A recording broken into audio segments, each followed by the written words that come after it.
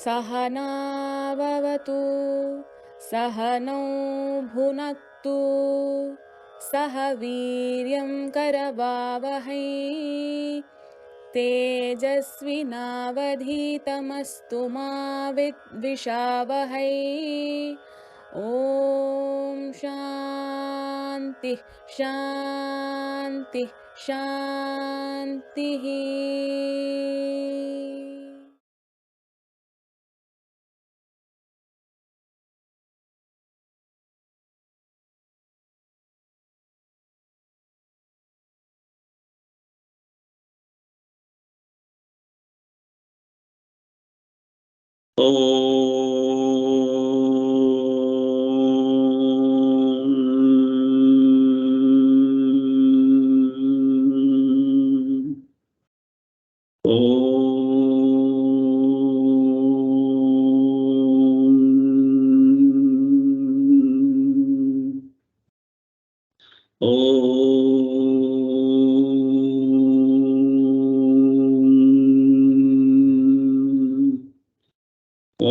सहनाववतु सहनौ भुनक्तु सह वीर्यं करवावहै तेजस्विनावधीतमस्तु मा विद्विषावहै।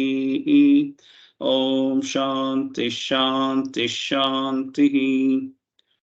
सदाशिवसमारम्भां शङ्कराचार्यमध्यमाम् अस्मदाचार्यपर्यन्तां वन्दे गुरुपरम्पराम् ವಂದೇ ಗುರು ಪರಂಪರಾಂ. ಭಗವದ್ಗೀತೆದು 2 ಧ್ಯಾನ ಶ್ಲೋಕ ಹೇಳೋಣ.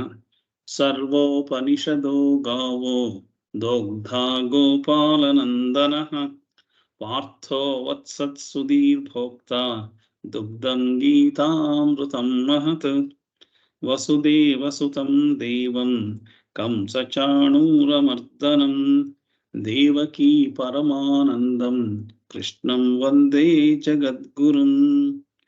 ಕೃಷ್ಣಂ ವಂದೇ ಜಗದ್ಗುರುಂ. ಸನಾತನ ಧರ್ಮ ಶಂಕರಾಚಾರ್ಯರು ಮತ್ತು ನನ್ನ ಎಲ್ಲ ಗುರುಗಳಿಗೂ ನಮಸ್ಕಾರ ಮಾಡ್ತಾ ಇವತ್ತಿನ ಭಗವದ್ಗೀತೆಯ ಉಪನ್ಯಾಸನ ಆರಂಭ ಮಾಡೋಣ. ನಿಮಗೆಲ್ರಿಗೂ ಸ್ವಾಗತ. ನಾವು ಭಗವದ್ಗೀತೆ ಉಪನ್ಯಾಸ ಶುರು ಮಾಡಿ ಆಲ್ಮೋಸ್ಟ್ 8 ವಾರ ಆಗಿರ್ಬೇಕು. ಮೊದಲು 4 ವಾರ ನಾವು ಇದನ್ನ 4-5 ವಾರ ಇರ್ಬೇಕೇನೋ 5 ವಾರ ಭಗವದ್ಗೀತೆಗೆ ಮುಂಚೆ ಕೆಲವೆಲ್ಲ ವಿಷಯಗಳು ತಿಳ್ಕೊಳ್ಬೇಕು. ಅದು ಯಾವುದು ಅಂತ ಅಂದ್ಬಿಟ್ಟು ಅದ್ರ ಬಗ್ಗೆ 5 ದಿನಗಳು, 5 ವಾರ ಅಂದ್ರೆ 5 ಮಂಗಳವಾರ 5 ಮಂಗಳವಾರ ಉಪನ್ಯಾಸಗಳನ್ನು ಮಾಡಿದ್ವು. ಅದನ್ನ 2 ಹಾಕಿದೀನಿ ಹೊಸೊಬ್ಬರ ಉಪಯೋಗಕ್ಕೋಸ್ಕರ. ಇನ್ನು ಉಳಿದಿರೋ 3 ಹಾಕ್ತೀನಿ. ಅದನ್ನ ಎಲ್ಲಾರು ಕೇಳಿಸ್ಕೊಂಡ್ರೆ ಭಗವದ್ಗೀತೆಯ ತಿಳ್ಕೊಳಕ್ ಮುಂಚೆ ಏನ್ ತಿಳ್ಕೊಳ್ಬೇಕು ವಿಚಾರಗಳು, ಅದರದ್ದು ಮನಸ್ಥಿತಿ ಅದು ಹೇಗಿರ್ಬೇಕು ಅನ್ನೋದಕ್ಕೋಸ್ಕರ ಅದನ್ನ ಹಾಕಿದ್ವು. ಅದಾದ್ಮೇಲೆ ಧ್ಯಾನ ಶ್ಲೋಕ 9 ಧ್ಯಾನ ಶ್ಲೋಕದ ಬಗ್ಗೆ ಮಾಡಿದ್ವು.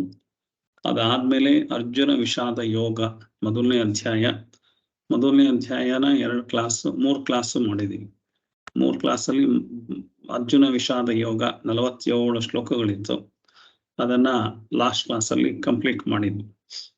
ಸೊ ಇದಿಷ್ಟು ಹೊಸೊಬ್ಬರು ಯಾರು ಬಂದಿದ್ರೆ ಅವ್ರಿಗೆ ಇದ್ರ ಬಗ್ಗೆ ನಿಮ್ಗೆ ಸೂಚನೆ ಇರಲಿ ಅಂತ ಅದನ್ನ ಹೇಳ್ತಾ ಇದ್ವಿ. ಸಾಮಾನ್ಯಕ್ಕೆ ಭಗವದ್ಗೀತೆನ ಇದು ದೇವರ ಗ್ರಂಥ, ಅದು ಮಡಿ ಗ್ರಂಥ, ಅದರೊಳಗೆ ಸಂಸ್ಕೃತದಲ್ಲಿದೆ, ಅದರೊಳಗೆ ಇನ್ನೇನೇನೋ ಇದೆ ಅಂತ ಅಂದ್ಬಿಟ್ಟು ಅಷ್ಟೊಂದು ನಾವು ಭಯ ಭಕ್ತಿಯಿಂದ ಇದು ಮಾಡ್ತಾ ಇದ್ದೀವಿ ಹೊರತು ಜ್ಞಾನದ ದೃಷ್ಟಿಯಿಂದ ಭಗವದ್ಗೀತೆನ ನಾವು ತಿಳ್ಕೊಳ್ಬೇಕು ಅನ್ನೋದನ್ನ ಮಾಡ್ತಾ ಇಲ್ಲ. ಒಂದು ಹೆದರಿಕೆ, ದೇವರು ಏನೋ ಮಾಡ್ಬಿಡ್ತಾನೆ, ದೇವರು ಏನೋ ಹೆದರಿಕೆ ಅಂತ ಅನ್ನೋದ್ರೊಳಗೆ ಆಗತ್ತೆ. ಇಲ್ಲ ಅಂದ್ರೆ ಭಯ, ಅದು ಹೆದರಿಕೆ. ಇಲ್ಲ ಅಂದ್ರೆ ಭಕ್ತಿ, ಅತೀವ ಭಕ್ತಿ. ದೇವರು ಅಂದ್ರೆ ನಾನು ಕಣ್ಣು ಮುಚ್ಕೊಂಡ್ಬಿಟ್ಟು ದೇವರು ಅಂತ ಅಂದ್ಬಿಟ್ರೆ ದೇವ್ರು ಬಂದು ಬಿಡ್ತಾನೆ ಏನೋ ಲೆವೆಲ್ಗೆ ನನ್ನ ಮನಸ್ಸಿನ ಸ್ಥಿತಿ. ಅದು 2 ದಾಟಿದ ಮೇಲೆ ನಾವು ಬರೋವಂಥದ್ದು ಜ್ಞಾನ. ಆ ಜ್ಞಾನ ಯೋಗಕ್ಕೆ ಬರಬೇಕು. ಯಾರು ಎಲ್ ಬೇಕಾದ್ರೂ ನಿಂತ್ಕೋಬಹುದು, ಅದಕ್ಕೇನು ಇದಿಲ್ಲ. SLC ನಲ್ಲೇ ನಾನು ಎಜುಕೇಶನ್ ಸಾಕು ನನ್ಗೆ ಅಂತ ನಿಂತ್ಕೋಬಹುದು. ಕೆಲವರು ಡಿಗ್ರಿ ಸಾಕು ಅಥವಾ ಡಿಪ್ಲೊಮಾ ಸಾಕು ಅಂತ ನಿಂತ್ಕೋಬಹುದು. ಕಾರಣಗಳ ಹಲವಿರ್ಬೋದು. ಯಾಕೆ ಅಂತಂದ್ರೆ ಅವ್ರದ್ದು ಮನೆ ಸನ್ನಿವೇಶಗಳಲ್ಲಿ ಓದಕ್ಕಾಗ್ದಲೇ ಇರ್ಬೋದು, ಅಥವಾ ಅವ್ರದ್ದೇ ಇಂಟೆಲಿಜೆನ್ಸೇ ಸರಿ ಇಲ್ದಲೇನೆ, ಪಾಸೇ ಆಗ್ದಲೇನೆ, ಮುಂದಕ್ಕೆ ಹೋಗಕ್ಕಾಗ್ದಲೇನು ಆಗಿರ್ಬೋದು. ಅವ್ರಿರೋ ಊರಲ್ಲಿ ಸ್ಕೂಲು ಕಾಲೇಜುಗಳಿಲ್ದಲೇನೆ ಓದಕ್ಕಾಗಿಲ್ದಲೇ ಇರ್ಬೋದು. ಇನ್ನು ಹಲವಾರು ತೊಂದರೆಗಳಿಂದ, ಬೇಕಾದಷ್ಟು ತೊಂದರೆಗಳಿಂದ ಎಜುಕೇಶನ್ ಮುಂದಕ್ಕೆ ಹೋಗ್ದಲೇ ಇರ್ಬೋದು. ನಾನ್ ಎಜುಕೇಶನ್ ಮಾಡ್ಲಿಲ್ಲ ಅಂತ ಅಂದ್ಬಿಟ್ಟು ಎಜುಕೇಶನ್ ನಿಂತ್ಕೊಳ್ಳಲ್ಲ. ಯಾರ್ಯಾರಿಗೆ ಬೇಕೋ ಅವರೆಲ್ಲ ಮುಂದೆ ಮುಂದೆ ಹೋಗ್ತಾ ಇರ್ತಾರೆ. ಡಿಗ್ರಿ ಮಾಡ್ತಾರೆ, ಮಾಸ್ಟರ್ ಡಿಗ್ರಿ ಮಾಡ್ತಾರೆ, ಅದಾದ್ಮೇಲೆ PhD ಮಾಡ್ತಾರೆ. ಇನ್ನು ಅದು ಆಗ್ಲಿಲ್ಲ ಅಂತಂದ್ರೆ ಇನ್ನೂ ಬೇಕು. ಇದಕ್ಕಿನ್ನ ಇಂಡಿಯನ್ಗಿನ್ನ ಫಾರಿನ್ ಡಿಗ್ರಿಗಳು ಯಾವ್ದಾದ್ರು ಅಮೆರಿಕಾದಲ್ಲಿ MS ಮಾಡಿದ್ರೆ ವಾಸಿ ಅಂತ ಅಲ್ಲಿಗೂ ಹೋಗ್ಬೋದು. ಕೋಟ್ಯಾಂತರ ರೂಪಾಯಿ, ಲಕ್ಷಾಂತರ ರೂಪಾಯಿ ಖರ್ಚು ಮಾಡಿ ಅಲ್ಲೆಲ್ಲ ಓದಕ್ಕೂ ಹೋಗ್ಬೋದು. ಸೊ ಇದು ನಮ್ಮ ಈ ವ್ಯವಹಾರ ಜಗತ್ತಿನ ಓದು. ಅದು ಈ ವ್ಯವಹಾರ ಜಗತ್ತಲ್ಲಿ ನೀವು ಏನೇ ಓದಿದ್ರುವೆ, including psychology, including counselling, including anything ಓದಿದ್ರುವೆ ಎಲ್ಲದುವೆ ಹೊಟ್ಟೆಪಾಡಿನ ವಿದ್ಯೆ. ಅದು ಬಿಟ್ಟು ಬೇರೆ ಇನ್ನೇನು ಆಗ್ಬೇಕು ಸಾಧ್ಯ ಇಲ್ಲ.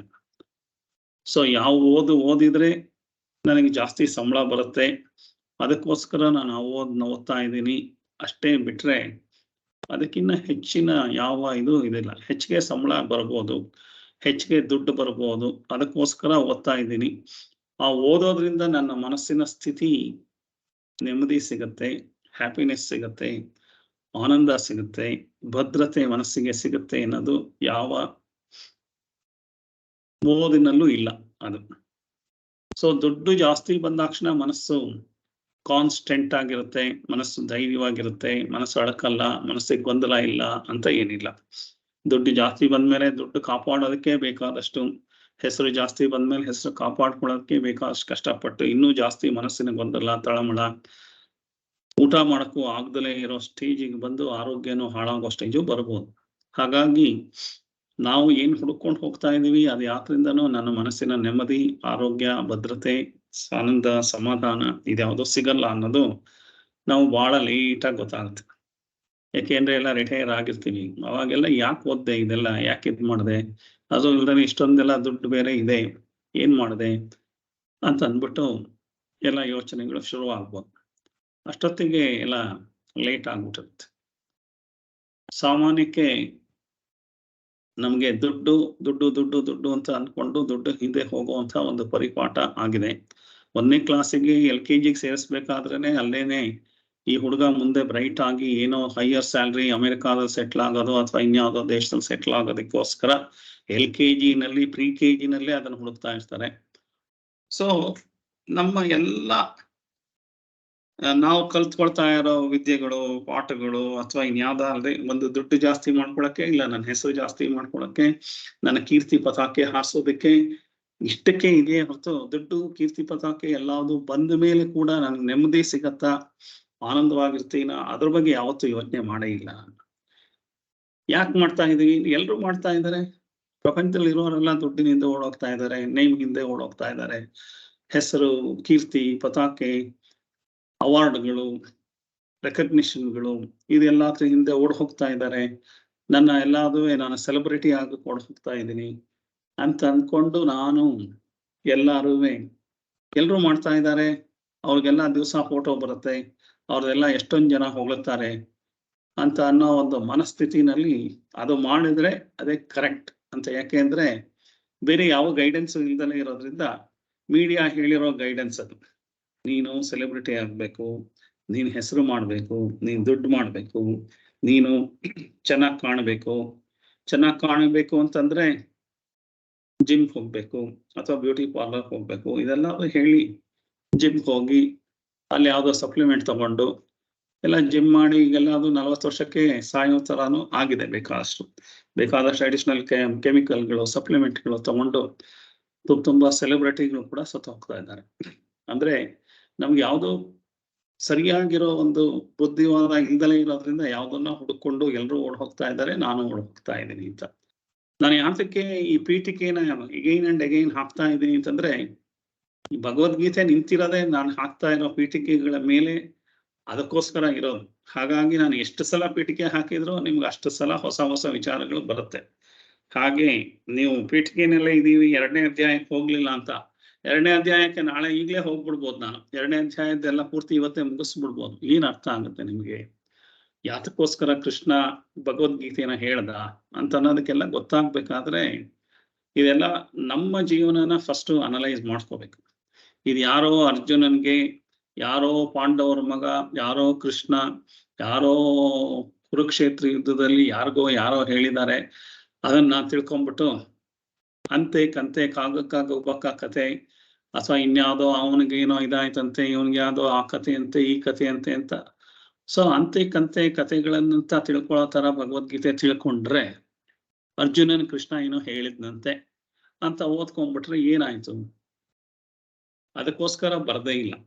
ಈ ಭಗವದ್ಗೀತೆ ಬರ್ದಿರೋದು ಪ್ರತಿಯೊಬ್ಬರಿಗೂ ಮನೆಗೆ ಒಂದು ಇನ್ಸ್ಟ್ರಕ್ಷನ್ ಮ್ಯಾನ್ಯುಯಲ್, ಒಂದು ಸಂಸಾರ ಹೇಗೆ ನಡಿಬೇಕು, ಪ್ರತಿಯೊಬ್ಬರಿಗೂ ಅವ್ರವ್ರ ಜೀವನ ಹೇಗೆ ನಡೆಸಬೇಕು ಅನ್ನೋದಕ್ಕೆ ಒಂದು ಇನ್ಸ್ಟ್ರಕ್ಷನ್ ಮ್ಯಾನ್ಯುಯಲ್. ನೀವು ಯಾವುದೇ ಸಾಮಾನು ತಗೊಂಡ್ರು ಒಂದು ಇನ್ಸ್ಟ್ರಕ್ಷನ್ ಮ್ಯಾನ್ಯುಯಲ್ ಸಿಗುತ್ತೆ. ಒಂದು ವಾಷಿಂಗ್ ಮಿಷಿನ್ ತಗೊಂಡ್ರೆ, ಒಂದು ಟಿವಿ ತಗೊಂಡ್ರೆ ಅದನ್ನ ಹೇಗೆ ಆನ್ ಮಾಡಬೇಕು, ಹೇಗೆ ಆಫ್ ಮಾಡಬೇಕು, ಯಾವ ತರ ಕನೆಕ್ಟ್ ಮಾಡಬೇಕು, ಯಾವ ತರ ಚಾನಲ್ ಚೇಂಜ್ ಮಾಡಬೇಕು, ಯಾವ ತರ ಸೆಟ್ಟಿಂಗ್ ಮಾಡಬೇಕು, ಎಲ್ಲದಕ್ಕೂ ಇನ್ಸ್ಟ್ರಕ್ಷನ್ ಮ್ಯಾನ್ಯುಯಲ್ ಇರುತ್ತೆ. ಪ್ರತಿಯೊಂದು ಸಣ್ಣ ಐಟಮ್, ಒಂದು ಗ್ಯಾಸ್ ಲೈಟರ್ ತಗೊಂಡ್ರೆ ಅದಕ್ಕೂ ಒಂದು ಇನ್ಸ್ಟ್ರಕ್ಷನ್ ಮ್ಯಾನ್ಯುಯಲ್ ಪ್ರಿಂಟ್ ಮಾಡಿರ್ತಾರೆ, ಅದ್ರ ಮೇಲೆನೆ ಪ್ಯಾಕಿಂಗ್ ಮೇಲೆ ಪ್ರಿಂಟ್ ಮಾಡಿರ್ತಾರೆ. ಐ ಡ್ರಾಪ್ ತಗೊಂಡ್ರೆ ಐ ಡ್ರಾಪ್ ಸಣ್ಣದು ಒಂದು ಡ್ರಾಪ್ ಹಾಕೊಳ್ಳೋದು, ಅದಕ್ಕೆ ಅದ್ರೊಳಗೆ ಇಷ್ಟುದ್ದ ಪೇಪರ್ ಕೊಟ್ಟಿರ್ತಾರೆ, ಅದು ಇನ್ಸ್ಟ್ರಕ್ಷನ್ ಮ್ಯಾನ್ಯುಯಲ್. ಇದನ್ನ ಹೀಗೆ ಮಾಡಿ ಕಟ್ ಮಾಡಿ ಅದನ್ನ ಆಮೇಲೆ ತೂತ್ ಮಾಡಿದ್ಮೇಲೆ ಅದನ್ನ ಪ್ರೆಸ್ ಮಾಡಿ ಕಣ್ಣು ಮೇಲೆ ಹೀಗೆ ಇಟ್ಕೊಳ್ಳಿ, ಹಾಕಿ ಕಣ್ಣಿಗೆ ಒಂದು ಡ್ರಾಪ್ ಹಾಕೋದಕ್ಕೆ ಅಷ್ಟು ಸಣ್ಣ ಬಾಟ್ಲ್ ಮೇಲೆ ಅಥವಾ ಅದ್ರ ಜೊತೆಗೆ ಇಷ್ಟು ದೊಡ್ಡ ಪೇಪರ್ ಕೊಟ್ಟು ಅದಕ್ಕೊಂದು ಇನ್ಸ್ಟ್ರಕ್ಷನ್ ಮ್ಯಾನ್ಯುಯಲ್ ಇರುತ್ತೆ. ಸೊ ಆ ಇನ್ಸ್ಟ್ರಕ್ಷನ್ ಮ್ಯಾನ್ಯುಯಲ್ ಓದ್ಕೊಂಡೇ ನಾವು ಜೀವನ ಮಾಡ್ತಾ ಇದ್ದೀವಿ. ಪ್ರತಿಯೊಂದು ವಸ್ತುಗಳನ್ನ ನಾವು ಉಪಯೋಗಿಸ್ಬೇಕಾದ್ರೆ ಸಮಾಜದಲ್ಲಿ, ವ್ಯವಹಾರದಲ್ಲಿ, ನಾವು ಯಾವ್ದಾದ್ರು ಬಿಸ್ನೆಸ್ ಅಲ್ಲಿ ಇದ್ರೂ ಯಾವ ತರ ಮಾತಾಡ್ಬೇಕು, ಯಾರ ಜೊತೆ ಹೇಗಿರ್ಬೇಕು, ಅದು ಇದು ಅಂತ ಎಲ್ಲ ಇನ್ಸ್ಟ್ರಕ್ಷನ್ ಮ್ಯಾನ್ಯುಯಲ್ಗಳಿದೆ. MBA ಹೇಳ್ಕೊಡೋದೆಲ್ಲ ಇನ್ಸ್ಟ್ರಕ್ಷನ್ ಮ್ಯಾನ್ಯುಯಲ್. ಸೊ ಆ ಇನ್ಸ್ಟ್ರಕ್ಷನ್ ಮ್ಯಾನ್ಯುಯಲ್ಗಳು ಎಲ್ಲದನ್ನು ಓದ್ಕೊಡ್ತೀವಿ. ಆದ್ರೆ ದೇವರು ಎಲ್ಲದಕ್ಕಿಂತ ಜಾಸ್ತಿ ಪರ್ಮನೆಂಟ್ ಆಗಿರೋಂಥ ಒಂದು ವಸ್ತುನ ನಮಗೆ ದಯಪಾಲಿಸಿದ್ದಾನೆ, ಅದೇ ನಮ್ಮ ದೇಹ ಮತ್ತು ಮನಸ್ಸು. ಸೊ ನಾನು ಯಾರು ಅಂತಂದ್ರೆ, ನಾನು ದೇಹ ಮತ್ತು ಮನಸ್ಸು, ನನ್ನ ಈ ಬಾಡಿ ಮತ್ತೆ ಒಂದು ಬಂಡಲ್ ಆಫ್ ಥಾಟ್ಸ್. ಅಲ್ದಾದ್ರೆ ಶ್ರೀನಿವಾಸ್ ಪ್ರಸಾದ್ ಅಂದ್ರೆ ಯಾರು? ದೇಹ ಮಾತ್ರ ಅಲ್ಲ. ದೇಹ ಅಲ್ದಲೆ, ದೇಹದಲ್ಲಿ ಕೈ ಇದ್ರು ಕಾಲಿಲ್ದಲೆ ಇದ್ರು ಶ್ರೀನಿವಾಸ್ ಪ್ರಸಾದೇ ಆಗಿರ್ತೀನಿ ನಾನು. ನಾನು ಕಣ್ಣಿಲ್ದೇನೆ ಇದ್ರು ನಾನು ಶ್ರೀನಿವಾಸ್ ಪ್ರಸಾದೇ ಆಗಿರ್ತೀನಿ. ಇದು ನಾನು ಅಂತಂದ್ರೆ ನಂದು ಒಂದು ಸೆಟ್ ಆಫ್ ಥಾಟ್ಸ್ ಇದೆ. ಶ್ರೀನಿವಾಸ್ ಪ್ರಸಾದ್ ಅಂತನ್ಬೇಕಾದ್ರೆ ನನಗೆ ಒಂದು ಆಲೋಚನಾ ಲಹರಿಗಳು, ನನ್ನ ಮೆಮೊರಿ ಬ್ಯಾಂಕು. ಸೊ ನನಗೆ ಈಗ ಬರ್ತಾ ಇರೋ ಆಲೋಚನಾ ಲಹರಿಗಳು, ನನಗಿರುವಂತ ಬುದ್ಧಿಶಕ್ತಿ, ಇದೆಲ್ಲದು ಒಂದು ಸೆಟ್ ಆಫ್ ಪ್ಯಾಕ್ನ ನಾನು ಅಂತ ಅಂದ್ಕೊಂಡಿದ್ದೀನಿ. ಸೊ ಇದೇ ನನಗ್ ಗೊತ್ತಿರೋದು ನನ್ನ ದೇಹ ಮತ್ತೆ ನನ್ನ ಮನಸ್ಸು, ಇದು ಎರಡೇನೆ ನಾನು ಅಂತ ಅಂದ್ಕೊಂಡಿರೋದು. ಓಕೆ, ಅಟ್ಲೀಸ್ಟ್ ಅಷ್ಟಾರು ಅಂದ್ಕೊಂಡಿದ್ದೀರಲ್ಲ, ಅದು ಒಂದು ಕೊಟ್ಟಿದ್ದಾರಲ್ಲ, ಅದು ಅಟ್ಲೀಸ್ಟ್ ಬೇರೆ ಎಲ್ಲಾ ಸಾಮಾನುಗಳು, ಯಾವುದೇ ಒಂದು ಐಫೋನ್ ತಗೊಂಡ್ರು 5 ವರ್ಷಕ್ಕೆ 3 ವರ್ಷಕ್ಕೆ ಹಳೇದಾಗುತ್ತೆ ಅಥವಾ ಕೆಟ್ಟೋಗುತ್ತೆ. ಯಾವುದೂ 10 ವರ್ಷದ ಮೇಲೆ ಬರುವಂತ ಸಾಮಾನುಗಳೇ ಇಲ್ಲ. ಮನುಷ್ಯರು ಮಾಡಿರೋ ಸಾಮಾನುಗಳೆಲ್ಲ ಅದುವೆ 5 ವರ್ಷ 10 ವರ್ಷ ಅಥವಾ ಮ್ಯಾಕ್ಸಿಮಮ್ ಆಗಿ ಶೋರೂಮ್ ಅಲ್ಲೇ ಇಟ್ಕೊಂಡಿದೀನಿ ಅಂತಂದ್ರೆ ಒಂದು 20 ವರ್ಷದ ತರ ಬರ್ಬೋದೇನೋ, ಅಷ್ಟೊತ್ತಿಗೆ ಅದು ಯೂಸೇ ಇರಲ್ಲ, ಆ ತರ ಆಗಿರುತ್ತೆ. ಕೆಲವು ಸಲ ಪದಾರ್ಥ ಬಾಳ್ಕೆ ಬಂದ್ರೂ ಅವತ್ತಿಗೆ ನೆಕ್ಸ್ಟ್ ಒಂದು ಜನರೇ ಆ ಒಂದು 25 ವರ್ಷ ಆದ್ಮೇಲೆ ಆ ಪದಾರ್ಥನೇ ನೀವು ಬೇಡದಲ್ಲೇ ಹೋಗ್ಬೋದು. ಪದಾರ್ಥ ತುಂಬಾ ಚೆನ್ನಾಗಿದೆ, ಬೇಡದಲ್ಲೇ ಹೋಗ್ಬೋದು. ಹಾಗಾಗಿ ಯಾವ ಪದಾರ್ಥಗಳು ನಿಮ್ಗೆ ಲೈಫ್ ಲಾಂಗ್ ಯೂಸ್ ಆಗುವಂತ ಪದಾರ್ಥ ಇಲ್ಲ. ಆದ್ರೆ ನಿಮಗ್ ಕೊಟ್ಟು ಕಳಿಸಿರುವಂತ ದೇಹ ಮತ್ತು ಮನಸ್ಸು, ಇದನ್ನ 100 ವರ್ಷನೂ ಯೂಸ್ ಮಾಡ್ಕೊಳ್ತೀರ. ಇದು ಇಲ್ದಲೇನೆ 1 ನಿಮಿಷ ನೀವು ಬದುಕಕ್ಕ ಆಗಲ್ಲ. ಆದ್ರೆ ವೇದಾಂತ ಹೇಳುತ್ತೆ, ಅಥವಾ ಗೀತೆ, ಮಹಾಭಾರತ ಯಾವುದೇ ಹೇಳಿದ್ರು, ಉಪನಿಷತ್ತುಗಳು ಹೇಳಿದ್ರು, ನೀನ್ ಅಂದ್ಕೊಂಡಿರೋದು ದೇಹ ಮತ್ತು ಮನಸ್ಸು ಕೂಡ ನೀನಲ್ಲ, ಅದಕ್ಕಿಂತ ಬೇರೆಯಾದ ಒಂದು ವಿಚಾರ ಇದೆ, ಆ ವಿಚಾರನ ತಿಳ್ಕೊಳ್ಬೇಕು ನೀನು ಅಂತ ಹೇಳೋದಕ್ಕೋಸ್ಕರ ಭಗವದ್ಗೀತೆ, ಉಪನಿಷತ್ತುಗಳಿದೆ. ಅದನ್ನೇ ನಾವು ತಿಳ್ಕೊಳಕ್ ಹೊರಟಿದೀವಿ. ಅಟ್ಲೀಸ್ಟ್ ನಮ್ಗ್ ಗೊತ್ತಿರೋದನ್ನಾರು ಫಸ್ಟ್ ನಾವು ಸರಿಯಾಗಿ ಇದ್ ಮಾಡ್ತಾ ಇದೀವ. ನಮ್ಗ್ ಗೊತ್ತಿರೋದೇ ನಮ್ಮ ಮನಸ್ಸು ಮತ್ತು ನಮ್ಮ ದೇಹ. ಇದು ಎರಡುವೇ ನಾನು ಅಂತಂದ್ರೆ ನನ್ನ ದೇಹದ ಬಗ್ಗೆ ನಾನು ಅನ್ಕೋಬಹುದು, ಅಥವಾ ನನ್ನ ಮನಸ್ಸನ್ನ ನಾನು ಅನ್ಕೋಬಹುದು. ಅಷ್ಟೇ ಗೊತ್ತಿರೋದನ್ನ ಅವ್ರುವೆ ಸರಿಯಾಗಿ ಇಟ್ಕೋಬೇಕು ಅಂತಂದ್ರೆ ಅದಕ್ಕೆ ಬೇಕಾಗಿರುವಂತ ಇನ್ಸ್ಟ್ರಕ್ಷನ್ ಮ್ಯಾನ್ಯುಯಲ್ನ ಏನಾರುವೆ ನಾವು ಓದಿದೀವ. ಸೊ ನಮ್ಮ ದೇಹನ ಹೇಗೆ ಸರಿಯಾಗಿ ಇಟ್ಕೋಬೇಕು ಅಂತ ಅನ್ನೋದಕ್ಕೆ ಇನ್ಸ್ಟ್ರಕ್ಷನ್ ಮ್ಯಾನ್ಯುಯಲ್. ಅಷ್ಟಾಂಗ ಯೋಗ ಇದೆ. ಪತಂಜಲಿಯವರು ಯೋಗ ಸೂತ್ರ ಅಂತ ಬರೆದಿದ್ದಾರೆ. ಆ ದೇಹನ ಹೇಗೆ ಇಟ್ಕೊಳ್ಬೇಕು ಅಂತಲೂ ಬರೆದಿದ್ದಾರೆ. ಅದಕ್ಕೆಲ್ಲ ಏನೆಲ್ಲ ಮಾಡಿ, ನೀವು ಯಾವುದೇ ಒಂದು ವೆಹಿಕಲ್ ತಗೊಂಡ್ರೆ ಕಾರ್ನ ಸರ್ವಿಸ್ ಮಾಡಿಸ್ತೀರಾ ಆಗ. ಸೊ ಬೇರೆ ಆಯಿಲ್ ಹಾಕ್ತೀರಾ, ಗ್ರೀಸ್ ಹಾಕ್ತೀರಾ, ಅಥವಾ ಏನೋ ಒಂದು ಬಾಗಿಲು ಕೂಡ ಕಿರ ಶಬ್ದ ಮಾಡ್ತಿದ್ರೆ ಎಣ್ಣೆ ಹಾಕ್ತೀರಾ, ಕಾರ್ಪೆಂಟ್ರನ್ ಕರೆದು ರಿಪೇರಿ ಮಾಡಿಸ್ತೀರಾ. ಸೊ ಯಾವುದೇ ಆದ್ರೂ ಯಾವಾಗ ರಿಪೇರಿ ಆಗುತ್ತೆ, ಅವಾಗ ಮೇಂಟೆನೆನ್ಸ್ ಇರುತ್ತೆ, ಅವಾಗ ಚೇಂಜ್ ಮಾಡ್ತಾ ಇರ್ಬೇಕಾಗತ್ತೆ, ಅದೆಲ್ಲ ಇರುತ್ತೆ. ಸೊ ಆ ತರ ನಮ್ಮ ದೇಹನೂ ಬೇಕಾದಷ್ಟು ಸಲ ನಾವು ಮೇಂಟೈನ್ ಮಾಡಬೇಕು. ನಾವು ಮೇಂಟೈನ್ ಮಾಡೋದು ಅಂತಂದ್ರೆ ನಮ್ಗೇನು ಗೊತ್ತಿಲ್ಲ, ಅಥವಾ ಓವರ್ ಆಗಿ ಮೇಂಟೈನ್ ಮಾಡಕ್ ಹೋಗ್ತೀವಿ. ಜಿಮ್ ಮಾಡಿ, ಅದು ಮಾಡಿ, ಇದು ಮಾಡಿ ಅಂತ ಓವರ್ ಆಗಿ ಯೋಗ ಮಾಡಕ್ ಹೋಗೋದು, ಓವರ್ ಆಗಿ ಡಯಟ್ ಮಾಡೋದು, ಇಲ್ಲದೆ ಸಿಕ್ಕಾಪಟ್ಟೆ ತಿನ್ನೋದು. ಸೊ ಇದು ನಮ್ ಜೊತೆ 100 ವರ್ಷ ಬರುವಂಥದ್ದು. ನೀವು 120 ವರ್ಷ ಬದುಕಿದ್ರೆ ಅಂದ್ರೆ ನಿಮ್ ಜೊತೆ ನಿಮ್ ಮನಸ್ಸು 120 ವರ್ಷನೂ ಇರುತ್ತೆ, ನಿಮ್ ದೇಹನೂ 120 ವರ್ಷ ಇರುತ್ತೆ. ಸ್ವಲ್ಪ ಹಳೇದಾಗಿರ್ಬೋದು ದೇಹ, ಮನಸ್ಸು ಎಲ್ಲಾ ಯೋಚನೆಗಳು 1ನೇ ವರ್ಷದಿಂದ 2ನೇ ವರ್ಷದಿಂದ ಇದ್ದಿದ್ದ ಮೆಮೊರಿಗಳೆಲ್ಲ ಇರುತ್ತೆ, ನಮ್ ಬುದ್ಧಿ ಶಕ್ತಿನೂ ಇರುತ್ತೆ, ನಮ್ದೆಲ್ಲ ಅದು ಇರುತ್ತೆ. ಅದನ್ನ ಜೊತೆ ಉಪಯೋಗಿಸ್ಕೊಂಡು ಏನೋ ನಾನು ಜೀವನ ಮಾಡ್ತಾ ಇದ್ದೀನಿ ಅಂತ ಅನ್ನೋದಕ್ಕೆ ಇವೆರಡು ನಿಮ್ಗೆ ಉಪಯೋಗ ಕೊಟ್ಟಿರುವಂತ ಎರಡು ಇದು. ಸೊ ಅದ್ರೊಳಗೆ ಕರ್ಮೇಂದ್ರಿಯ, ಜ್ಞಾನೇಂದ್ರಿಯ ಅಂತೆಲ್ಲ ಡಿವೈಡ್ ಮಾಡಿದ. ಅಂತಃಕರಣ ಚತುಷ್ಟಯ ಇದೆಲ್ಲ ಅದು ಡಿವೈಡ್ ಮಾಡಿ, ಈ ಇನ್ಸ್ಟ್ರೂಮೆಂಟ್ ನಿ ಡಿವೈಡ್ ಮಾಡಿ, ಅದು ಕ್ಯಾಮ್ರಾ, ಇದು ವಿಡಿಯೋ, ಇದು ಸ್ಕ್ರೀನು, ಇದು ಬಟನ್ನು, ವಾಲ್ಯೂಮ್ ಬಟನ್ನು, ಆ ತರ ಎಲ್ಲ ಇದೆಯಲ್ಲ, ಆ ತರ ನಮ್ಮ ದೇಹದಲ್ಲೂ ಬೇಕಾದಷ್ಟು ಪಾರ್ಟ್ಸ್ ಇದೆ. ಆ ಪಾರ್ಟ್ಸ್ಗಳನ್ನೆಲ್ಲ ಸರಿಯಾಗಿ ಅವಾಗ ಸರಿಯಾಗಿ ಮೇಂಟೈನ್ ಮಾಡ್ಬೇಕು. ನಾವು ನಮಗ್ ಗೊತ್ತಿರೋದು ಬಾಡಿ ಮೇಂಟೈನ್ ಮಾಡೋದು ಅಂತಂದ್ರೆ ಯೋಗ, ಜಿಮ್ಮು, ಅಥವಾ ಡಯಟ್, ಅಥವಾ ಸಪ್ಲಿಮೆಂಟು, ಫುಡ್ಡು. ಅಷ್ಟಲ್ದಲ್ಲೇ ಇನ್ನೇನ್ ಗೊತ್ತಿದೆ ನಮ್ಗೆ? ಏನು ಇಲ್ಲದೆ ಯಾವ್ದು ಮಾಡ್ದಲೇನೆ ಸೋಮಾರಿತನದಿಂದನೇ ಬೇಕಾದಿದ್ದು ಎಲ್ಲಾದು ಬಾಡಿ ಓವರ್ ವೆಯ್ಟ್ ಆಗ್ಬೋದು, ಅಥವಾ ಕೃಶವಾಗ್ಬೋದು. ಯಾವ್ದೇ ಊಟಕ್ಕೆಲ್ಲ ಗೊತ್ತಿದ್ರು ಯಾರೋ ಏನೋ ಹೇಳಿದ್ರು ಡಯಟ್ ಮಾಡಿ ಸ್ಲಿಮ್ ಆಗಿರ್ಬೇಕಂತೆ, 0 ಸೈಜ್ ಅಲ್ಲಿ ಇರ್ಬೇಕು ಅಂತ ಊಟ ಮಾಡ್ದಲೇನೆ ಕಾಯಿಲೆಗಳು ಬೇಕಾದಷ್ಟು ಬರ್ಬೋದು. ದುಡ್ಡು ಕಾಸು ಎಲ್ಲ ಇದ್ರು, ಇನ್ ಕೆಲವು ಸಲ ದುಡ್ಡು ಕಾಸುನು ಇಲ್ದಲೇನೆ, ಹೊಟ್ಟೆಗೆ ಇಲ್ದಲೇನೆ ಸಂಕಟನೂ ಪಡಬಹುದು. ಅಕಸ್ಮಾತ್ ಎಲ್ಲಾವುದು ಇದ್ದು ಕೆಲವು ಸಲ ನಾನು ತುಂಬಾ ಬಿಸಿ ಬಿಸ್ನೆಸ್ ಅಲ್ಲಿ, ನಾನು ಊಟ ಮಾಡಕ್ಕೂ ಪುರ್ಸೊತ್ತಿಲ್ಲ, ನಿದ್ದೆ ಮಾಡಕ್ಕೂ ಪುರ್ಸೊತ್ತಿಲ್ಲ ಅಂತ ಆರೋಗ್ಯನೂ ಹಾಳಾಗ್ಬೋದು. ಸೊ ಮತ್ತೆ ಯಾತಕ್ ಬದುಕಿದಾರ? ಊಟ ಮಾಡಕ್ ಟೈಮ್ ಇಲ್ಲ, ನಿದ್ದೆ ಮಾಡಕ್ ಟೈಮ್ ಇಲ್ಲ, ಮತ್ತೆ ದುಡ್ದಿದ್ದ ದುಡ್ಡೆಲ್ಲ ಯಾತಕ್ಕೆ? ನಮ್ಮ ಆರೋಗ್ಯ ನಮ್ ಇನ್ಸ್ಟ್ರೂಮೆಂಟೇ, ನಮ್ ದೇಹ ನಮ್ ಜೊತೆ ಬರ್ಬೇಕಾಗಿರದೆ ಜೊತೆಲಿ ಬರಲ್ಲ ಅನ್ನೋ ತರ ಇಟ್ಕೊಳ್ತಾರ ಅಂದ್ರೆ ಯಾಕೆ ದುಡಿಬೇಕಷ್ಟು? ಯಾಕೆ ಇದ್ ಮಾಡ್ಬೇಕು?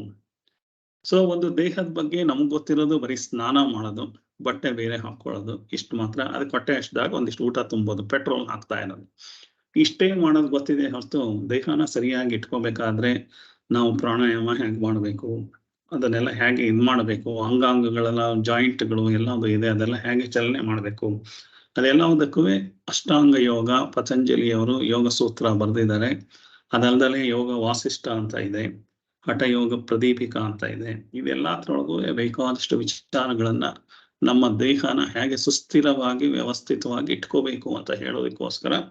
ಯಾಕೆಂದ್ರೆ ಒಂದು ಸ್ಮಾಲ್ ಅದಕ್ಕೆಲ್ಲ ಇದೆಲ್ಲ ಇನ್ಸ್ಟ್ರಕ್ಷನ್ ಮ್ಯಾನ್ಯಲ್. ಯೋಗ ಅಂದ್ರೆ ಯಾವ್ದೋ ದೇವ್ರ ಮನೆಯಲ್ಲೆಲ್ಲ ಯಾರೋ ದೊಡ್ಡವ್ರು ಬಂದು ಹೇಳುವಂಥದ್ದು ಅಂತಲ್ಲ, ಅದು ನಿಮ್ಮ ದೇಹ ಮೇಂಟೈನ್ ಮಾಡೋದಕ್ಕೆ, ನಿಮ್ಮ ಮನಸ್ಸನ್ನ ಮೇಂಟೈನ್ ಮಾಡೋದಕ್ಕೆ ಇರೋಂಥ ಇನ್ಸ್ಟ್ರಕ್ಷನ್ ಮ್ಯಾನ್ಯಲ್. ಈ 100 ವರ್ಷ ಯೂಸ್ ಮಾಡುವಂತ ಇನ್ಸ್ಟ್ರೂಮೆಂಟ್ ನ ಸರಿಯಾಗಿ ಓದ್ಕೊಳ್ದಲೇನೆ, ಸರಿಯಾಗಿ ಅದು ಇದು ಮಾಡದಲ್ಲ ಇದ್ರೆ ಅದನ್ನ ಹೆಂಗೆ ಕಾಪಾಡೋದು ಹೆಂಗೆ? ಅದಕ್ಕೋಸ್ಕರ ಆ ಇನ್ಸ್ಟ್ರಕ್ಷನ್ ಮ್ಯಾನ್ಯಲ್ ಅದಿದೆ. ಸರಿ, ಅಬ್ಬಬ್ಬ ಅಂದ್ರೆ ನಾವು ದೇಹನ ಏನೋ ಫಿಟ್ ಆಗಿ ಇಟ್ಕೊಂಡ್ಬಿಟ್ಟಿದೀವಿ ಅಂತಂದ್ರೆ, ಮನಸ್ಸಿಗೆ ಯಾವತ್ತು ಸ್ನಾನ ಮಾಡಿಸಿದ್ವಿ? ಮನಸ್ಸಿಗೆ ಯಾವತ್ತಾರ ಪರ್ಫ್ಯೂಮ್ ಹೊಡೆದಿದ್ವಾ? ಮನಸ್ಸಿಗೆ ಯಾವ್ದಾರ ಹೊಸ ಬಟ್ಟೆ ಹಾಕಿದ್ವಾ? ಮನಸ್ಸಿಗೆ ಏನು ಮಾಡಿಲ್ಲ. ಮನಸ್ಸಿಗೆ ಹುಟ್ಟದಾಗಿಂದ ಇಲ್ಲಿ ತನಕ ಸ್ನಾನವೇ ಮಾಡಿಸಿಲ್ಲ. ಹುಟ್ಟದಾಗಿಂದ ಇಲ್ಲಿ ತನಕ ಸ್ಟಿಂಕಿಂಗ್ ಇದೆ, ಏನೇನು ಬೇಕಾದ್ದು ಬೇಡದೆ ಒಂದು ಸಿಟ್ಟು, ಕೋಪ, ಅಸೂಯೆ, ದ್ವೇಷ, ಅಳು, ನಗು ಎಲ್ಲದು ತುಂಬಿಕೊಂಡು ಅದೆಲ್ಲ ತಲೆ ಕಲಸ್ಮಲದ್ರ ಆಗ್ಬಿಟ್ಟು ಅದು ಏನು ತಲೆ ಬಿಸಿ ಆಗ್ತಾನೆ ಇರುತ್ತೆ. ತಲೆ ಬಿಸಿ ಆಗ್ತಿದ್ದಾಗೆ ನಿದ್ದೆ ಮಾಡ್ತೀವಿ, ಇಷ್ಟೇ ಮಾಡೋದು. ಸೊ ಮೈಂಡ್ ಅನ್ನೋದು ಒಂದು ಸಾಫ್ಟ್ವೇರ್. ಆ ಸಾಫ್ಟ್ವೇರೇ ಸರಿಯಾಗಿ ಕೆಲಸ ಮಾಡ್ದಲೇ ಇದ್ರೆ ನಿಮ್ಮ ಐಫೋನ್ ಅಲ್ಲ, ನಿಮ್ದು 2 ಲಕ್ಷದ ಕಂಪ್ಯೂಟರ್ ಅಲ್ಲ, 2 ಲಕ್ಷದ ಐಫೋನ್ ಅಲ್ಲ, ಯಾವುದು ವರ್ಕ್ ಆಗಲ್ಲ. ಯಾಕೆಂದ್ರೆ ಸಾಫ್ಟ್ವೇರ್ ಸರಿಯಾಗಿರ್ಬೇಕು. ಅವಾಗ ಸಾಫ್ಟ್ವೇರ್ ಹೊಸದಾಗಿ ಡೌನ್ಲೋಡ್ ಮಾಡ್ಕೋಬೇಕು, ಅಥವಾ ಅಪ್ಡೇಟ್ ಮಾಡಿ ಕಳಿಸ್ತಾ ಇದ್ರೆ ಅಪ್ಡೇಟ್ ಮಾಡಬೇಕು, ಸರಿಯಾಗಿ ತಿರ್ಗಾ ಫ್ಯಾಕ್ಟ್ರಿ ಸೆಟ್ಟಿಂಗ್ ಮಾಡ್ಕೋತಾ ಇರಬೇಕು. ಅದೆಲ್ಲ ಮಾಡ್ಕೊಂಡ್ರೆ ನಿಮ್ಮ ಐಫೋನು, ಮೊಬೈಲು ಎಲ್ಲದು ವರ್ಕ್ ಆಗುತ್ತೆ. ಇದ್ದಕ್ಕಿದ್ದಾಗೆ ಹ್ಯಾಂಗ್ ಆಗಕ್ಕೆ ಶುರುವಾಗುತ್ತೆ. ಯಾಕೆಂದ್ರೆ ಬಿಸಿ ಆಯ್ತು, ಇದಾದ್ರೆ ಒಳಗಡೆ ಮೆಮೊರಿ ಜಾಸ್ತಿ ಆಯ್ತು. ಆ ಮೆಮೊರಿ ಜಾಸ್ತಿ ಆದ್ರೆ ಮೆಮೊರಿ ಎಲ್ಲದನ್ನು ಡಿಲೀಟ್ ಮಾಡಿದ್ರೆ ಆ ಹ್ಯಾಂಗ್ ಆಗೋದು ನಿಲ್ಲುತ್ತೆ. ನಮ್ಮ ಮನಸ್ಸು ಎಷ್ಟು ಸಲ ಹ್ಯಾಂಗ್ ಆಗಿದೆ, ನಮ್ಮ ಮನಸ್ಸು ಎಷ್ಟು ಸಲ ಬಿಸಿ ಆಗಿದೆ, ನಮ್ಮ ಮನಸ್ಸಿಗೆ ಎಷ್ಟು ಸಲ ಗೊಂದಲ ಆಗಿದೆ, ಯಾವುದೋ ಡಿಸಿಷನ್ ತಗೊಳಕ್ ಆಗ್ದಲೆ. ಇದೆಲ್ಲ ಯಾಕೆ ಆಗ್ತಾ ಇದೆ ಅಂತಂದ್ರೆ ನಮ್ಮ ಮನಸ್ಸಿನ ಇನ್ಸ್ಟ್ರಕ್ಷನ್ ಮ್ಯಾನ್ಯುಯಲ್ನ ನಾವು ಓದಿಲ್ಲ. ನಮ್ಮ ಮನಸ್ಸು 4 ಥರದಲ್ಲಿ ಕೆಲಸ ಮಾಡುತ್ತೆ. ಮನಸ್ಸು, ಬುದ್ಧಿ, ಚಿತ್ತ, ಅಹಂಕಾರ ಅಂತ. ಮನಸ್ಸಂದ್ರೆ ಎಮೋಷನಲ್ ಲೆವೆಲ್ ಅಲ್ಲಿ ಕೆಲಸ ಮಾಡುತ್ತೆ.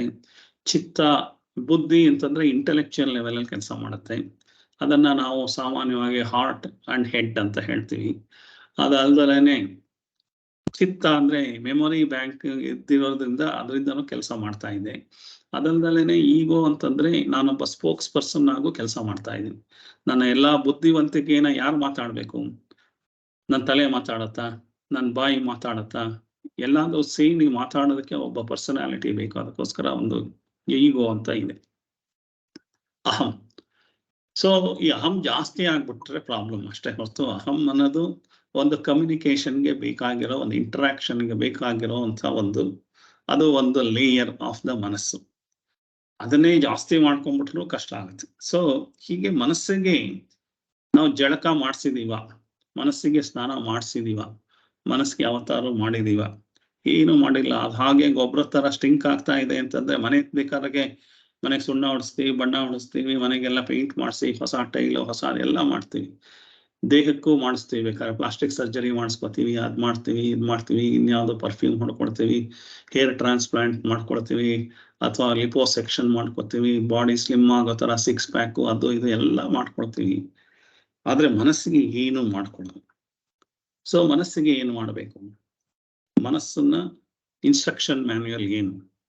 ಸೊ ಮನಸ್ಸಿಗೂ ದಿವಸ ಫ್ಯಾಕ್ಟ್ರಿ ಸೆಟ್ಟಿಂಗ್ ಮಾಡ್ಕೋಬೇಕು ಅಂತಂದ್ರೆ ಹಿಂದಿನ ಕಾಲದಲ್ಲಿ ಅದಕ್ಕೇನೆ ಏನ್ ಮಾಡ್ತಾ ಇದ್ರು? ನಿಮಗೆ ದಿವಸ 3 ಹೊತ್ತು ಸಂಧ್ಯಾ ವಂದನೆ ಮಾಡಿ ಅಂತ ಅನ್ನೋರು, ಇಲ್ಲ ದೇವ್ರ ಪೂಜೆ ಮಾಡಿ ಅಂತ ಅನ್ನೋರು, ಇನ್ನೇನೇನೋ ಹೇಳೋರು. ಇವತ್ತಂತೂ ಅದೆಲ್ಲ ಯಾವುದೋ ಮೂಲೆ ಗುಂಪಾಗಿದೆ, ಅದ್ಯಾವುದೋ ಮಾಡ್ತಾ ಇಲ್ಲ. ಇವತ್ತು ಬರೀ ಮೊಬೈಲ್ ಹಿಡ್ಕೊಳ್ಳೋದೆ 6 ಗಂಟೆಯಿಂದ 8 ಗಂಟೆವರೆಗೆ. ಅದಲ್ದಲ್ಲೇ ಟಿವಿ ಸ್ಕ್ರೀನ್ ಮುಂದೆ 1-2 ಗಂಟೆ 3 ಗಂಟೆ. ಸೊ ನಮಗೆ ಬೇರೆ ಯಾವುದಕ್ಕೂ ಕೊಡ್ಸೋತಿಲ್ಲ. ಇವೆರಡು ದುಡ್ಡು ಕೊಟ್ಟು ನಾವೇ ನಮ್ಮ ಟೈಮ್ನ, ನಮ್ಮ ಜೀವನದ ಅಮೂಲ್ಯವಾದ ಗಳಿಗೆಗಳನ್ನ ಹಾಳು ಮಾಡ್ಕೊಳ್ಳೋದಕ್ಕೆ ಬೇಕಾದಷ್ಟು ಟೈಮ್ ಇದೆ ನಮಗೆ. ಓವರ್ ಈಟಿಂಗ್ ಮಾಡೋಕ್ಕೆ ಟೈಮ್ ಇದೆ, ಟೈಮ್ ವೇಸ್ಟ್ ಮಾಡ್ಕೊಳ್ಳೋದಕ್ಕೆ ಟೈಮ್ ಇದೆ. ಆದ್ರೆ ನಮ್ಮ ಮನಸ್ಸಿನ ಇನ್ಸ್ಟ್ರಕ್ಷನ್ ಮ್ಯಾನ್ಯುಯಲ್ಲು, ನಮ್ಮ ದೇಹದ ಇನ್ಸ್ಟ್ರಕ್ಷನ್ ಮ್ಯಾನ್ಯುಯಲ್ಲು 100 ವರ್ಷ ಬೇಕಾಗಿರೋಂಥದ್ದನ್ನ ಸರಿಯಾಗಿ ಇಟ್ಕೊಳ್ಳೋದಕ್ಕೆ ಬೇಕಾಗುವಂತ ಓದ್ತಾ ಇಲ್ಲ. ಇವತ್ತಿನ ದಿವಸ ಇಂಗ್ಲಿಷ್ ಅಲ್ಲಿ ಇರ್ಬೋದು, ಬೇರೆ ಯಾವುದೇ ಭಾಷೆನಲ್ಲಿ ಇದ್ರೂ ಅದೆಲ್ಲ ಇನ್ಸ್ಟ್ರಕ್ಷನ್ ಮ್ಯಾನ್ಯುಯಲ್ ಬಂದಿರೋದು ಉಪನಿಷತ್ತಿಂದ, ವೇದದಿಂದಲೇ ಬಂದಿರೋದು. ದೇಹ ಮನಸ್ಸನ್ನ ಸರಿಯಾಗಿ ಇಟ್ಕೊಳ್ಳೋದು ಹೇಗೆ ಅಂತ ನೀವು ಪ್ರಪಂಚದಲ್ಲಿರೋ ಎಲ್ಲಾ ಲೈಬ್ರರಿನೂ ತಗೊಂಡ್ರೆ ಅದಕ್ಕೆ ಮೂಲ ಇರೋದೇನೆ ವೇದ ಮತ್ತು ಉಪನಿಷತ್ತು. ಅದನ್ನ ಸ್ವಲ್ಪ ಸಂಕ್ಷಿಪ್ತವಾಗಿ ಭಗವದ್ಗೀತೆಯನ್ನು ಬರೆದಿದ್ದಾರೆ. ಅದನ್ನ ಸ್ವಲ್ಪ ಇನ್ನು ಸಂಕ್ಷಿಪ್ತವಾಗಿ ಪತಂಜಲಿಯವರ ಅಷ್ಟಾಂಗ ಯೋಗ, ಯೋಗ ವಾಸಿಷ್ಠ ಅಥವಾ ರಾಮಾಯಣ, ಮಹಾಭಾರತ, ಪುರಾಣಗಳು, ಈ ತರ ಕಥೆಗಳಲ್ಲಿ ಸ್ವಲ್ಪ ಸ್ಮಾಲ್ ಆಗಿ ಡೋಸ್ ಅಲ್ಲಿ ಬರ್ತಿದ್ದಾರೆ. ಸೊ ಡೀಟೇಲ್ ಆಗ್ಬೇಕು ನಮ್ಗೆ ಅಂತಂದ್ರೆ ಅಟ್ಲೀಸ್ಟ್ ಪತಂಜಲಿ ಯೋಗ ಸೂತ್ರ ಅಥವಾ ಇನ್ಯಾವುದಾದ್ರು ಯೋಗ ವಾಸಿಷ್ಠ ಅಥವಾ ಇನ್ನೂ ಹಠಯೋಗ ಪ್ರದೀಪಿಕ, ಈ ತರದ್ದೆಲ್ಲ ಬೇಕಾಷ್ಟು ಗ್ರಂಥಗಳಿದೆ. ಅದೇನು ಇನ್ಸ್ಟ್ರಕ್ಷನ್ ಮ್ಯಾನ್ಯುಯಲ್. ಆ ಇನ್ಸ್ಟ್ರಕ್ಷನ್ ಮ್ಯಾನ್ಯುಯಲ್ ಅದಕ್ಕಿಂತ ಹೆಚ್ಚೇ ಮನಸ್ಸಿನ ಸ್ಥಿತಿನ ನಾವು ಕಾಪಾಡ್ಕೋಬೇಕಾದ್ರೆ, ಮನಸ್ಸು ಯಾಕೆ ಹೀಗೆಲ್ಲ ಆಗ್ತಾ ಇದೆ ಅಂತ ಗೊತ್ತು ಮಾಡ್ಕೊಳ್ಳೋದಕ್ಕೋಸ್ಕರ ಉಪನಿಷತ್ತುಗಳು, ಅದು ಮನಸ್ಸಿನ ಹೈಯರ್ ಲೆವೆಲ್ನ ಮಾನಿಟರ್ ಮಾಡೋದಕ್ಕೆ ಬೇಕಾಗಿರೋಂಥ ಇನ್ಸ್ಟ್ರಕ್ಷನ್ ಮ್ಯಾನ್ಯುಯಲ್. ಅದು ಯಾವುದೋ ಗ್ರಂಥ ದೇವ್ರ ಮನೇಲಿ ಇಟ್ಬಿಡೋದು, ಯಾರೋ ಸಂಸ್ಕೃತ ಗೊತ್ತಿರೋರು ಅಷ್ಟೇ ತಿಳ್ಕೊಳ್ಳೋದು ಏನೂ ಇಲ್ಲ. ಅದೆಲ್ಲ ಇರೋದೇನೆ ಮೋಕ್ಷ ಶಾಸ್ತ್ರ ಅಂತಂದ್ರೆ ನಾವೇ ನಮ್ಮನ್ನ ನಾವು ಮೋಕ್ಷಕ್ಕೆ ಕರ್ಕೊಂಡು ಹೋಗೋದಕ್ಕೆ ಬೇಕಾಗಿರುವಂತ ಇನ್ಸ್ಟ್ರಕ್ಷನ್ ಮ್ಯಾನ್ಯುಯಲ್. ಸೊ ಇದೆಲ್ಲ ಟೋಟಲಿ ಯಾರಿಗೋ ಹೇಳಿರೋದು, ಯಾರೋ ದೇವರುಗಳು, ಯಾರೋ ದೇವತೆಗಳು ಯಾರಿಗೋ ಹೇಳಿದ್ದಾರೆ. ಎಲ್ಲ ವೇದ, ಉಪನಿಷತ್ತು, ಭಗವದ್ಗೀತೆ ಎಲ್ಲ ಹೇಳಿರೋದು ನಮ್ಮ ಅನುಕೂಲಕ್ಕೆ, ನಮಗೆ ಇರೋವಂಥದ್ದು. ನಾವು ಸರಿಯಾಗಿ ಜೀವನ ಮಾಡೋದಕ್ಕೆ, ವ್ಯವಸ್ಥಿತವಾಗಿ, ಮಾನಸಿಕವಾಗಿ, ದೈಹಿಕವಾಗಿ ಆರೋಗ್ಯವಾಗಿರೋದು, ಅದರ ಜೀವನದ ಆನಂದನ ಪಡ್ಕೊಳ್ಳೋದಕ್ಕೆ. ನಾವು ಸುಮ್ಮನೆ ಮಾತ್ರೆ ನಂಬ್ಕೊಂಡು ಅದು ಮಾಡ್ಕೊಂಡು ಆಪರೇಷನ್ ಮಾಡಿಸ್ಕೊಂಡು ಅದು ಮಾಡ್ಕೊಂಡು ನಾನು ಬದುಕಿದೀನಿ ಅಂತಂದ್ರೆ ಏನ್ ಪ್ರಯೋಜನ? ಆನಂದವಾಗಿ ಬದುಕಿದೀರಾ? ಸಂತೋಷವಾಗಿ ಬದುಕಿದ್ದೀರಾ? ಎಷ್ಟು ದಿವಸ? ಸೊ ವರ್ಷಕ್ಕೆ 2 ಗಂಟೆ ಸಂತೋಷವಾಗಿದ್ದೀರಾ ಅಂತ ನೀವು ಚೆಕ್ ಮಾಡ್ಕೊಂಡ್ರೆ ಇಲ್ಲ. ಸೊ 100 ವರ್ಷ ಬದುಕಿದ್ರೆ 200 ಗಂಟೆ ಸಂತೋಷವಾಗಿರಲ್ಲ ಲೈಫಲ್ಲಿ. ಸುಮ್ನೆ ನಾವು ಬೇರೆ ಯಾವ್ದೋ ಜಾಮೂನ್ ತಿಂದೆ ಅಥವಾ ಸಿನಿಮಾ ನೋಡ್ದೆ ಅದೆಲ್ಲ ಆ ಗಳಿಗೆಗೆ ಸಂತೋಷ ಅಷ್ಟೇನೆ ಹೊರತು ಮನಸ್ಸಿನ ಹಿಂದೆ ಆ ಮನೋಭಾರದಲ್ಲೇನೆ ಒದ್ದಾಡ್ತಾ ಇರ್ತೀವಿ. ಆ ಮನೋಭಾರ ಇಳಿಸ್ಕೊಳ್ಳೋದು ಹೇಗೆ? ಮನಸ್ಸಿನ ವ್ಯಥೆಯನ್ನ ಕಳ್ಕೊಳ್ಳೋದು ಹೇಗೆ? ಅದನ್ನ ತೆಕ್ಕೊಳ್ಳೋದು ಹೇಗೆ? ಅದನ್ನ ಮಾಡ್ಕೊಳ್ಳುವಂತ ವಿಚಾರಗಳನ್ನು ಹೇಳೋದೇನೆ ಭಗವದ್ಗೀತೆ. ಈ ಭಗವದ್ಗೀತೆ ಇಷ್ಟೇ ಓದಿದ್ರೆ ಸಾಕಾಗಲ್ಲ ಅಂದ್ಬಿಟ್ಟು ನಾನು ಶುಕ್ರವಾರದಲ್ಲಿ ಇದಕ್ಕೆ ರಿಲೇಟೆಡ್ ಆಗಿರೋ ಆತ್ಮಜ್ಞಾನ ತರಗತಿಗಳನ್ನ ಮಾಡ್ತಾ ಇರ್ತೀನಿ. ಇದು ಅದು ಎರಡೂ ಒಂದಕ್ಕೊಂದು ಪೂರಕವಾಗಿರುತ್ತೆ.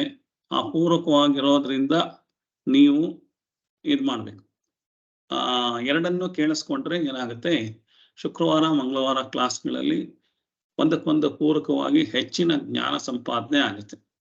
ಇಲ್ಲ ಇದಾದ್ಮೇಲೆ ಅದ್ ಕಲ್ತ್ಕೋತೀನಿ ಅಂದ್ರೆ ಓಕೆ, ಅದಾದ್ಮೇಲೆ ಇದು ಕಲ್ತ್ಕೊಂಡ್ರೆ ಇನ್ನು 1 ವರ್ಷದಲ್ಲಿ ಗೊತ್ತಾಗೋದು 2 ವರ್ಷ ಬೇಕಾಗುತ್ತೆ.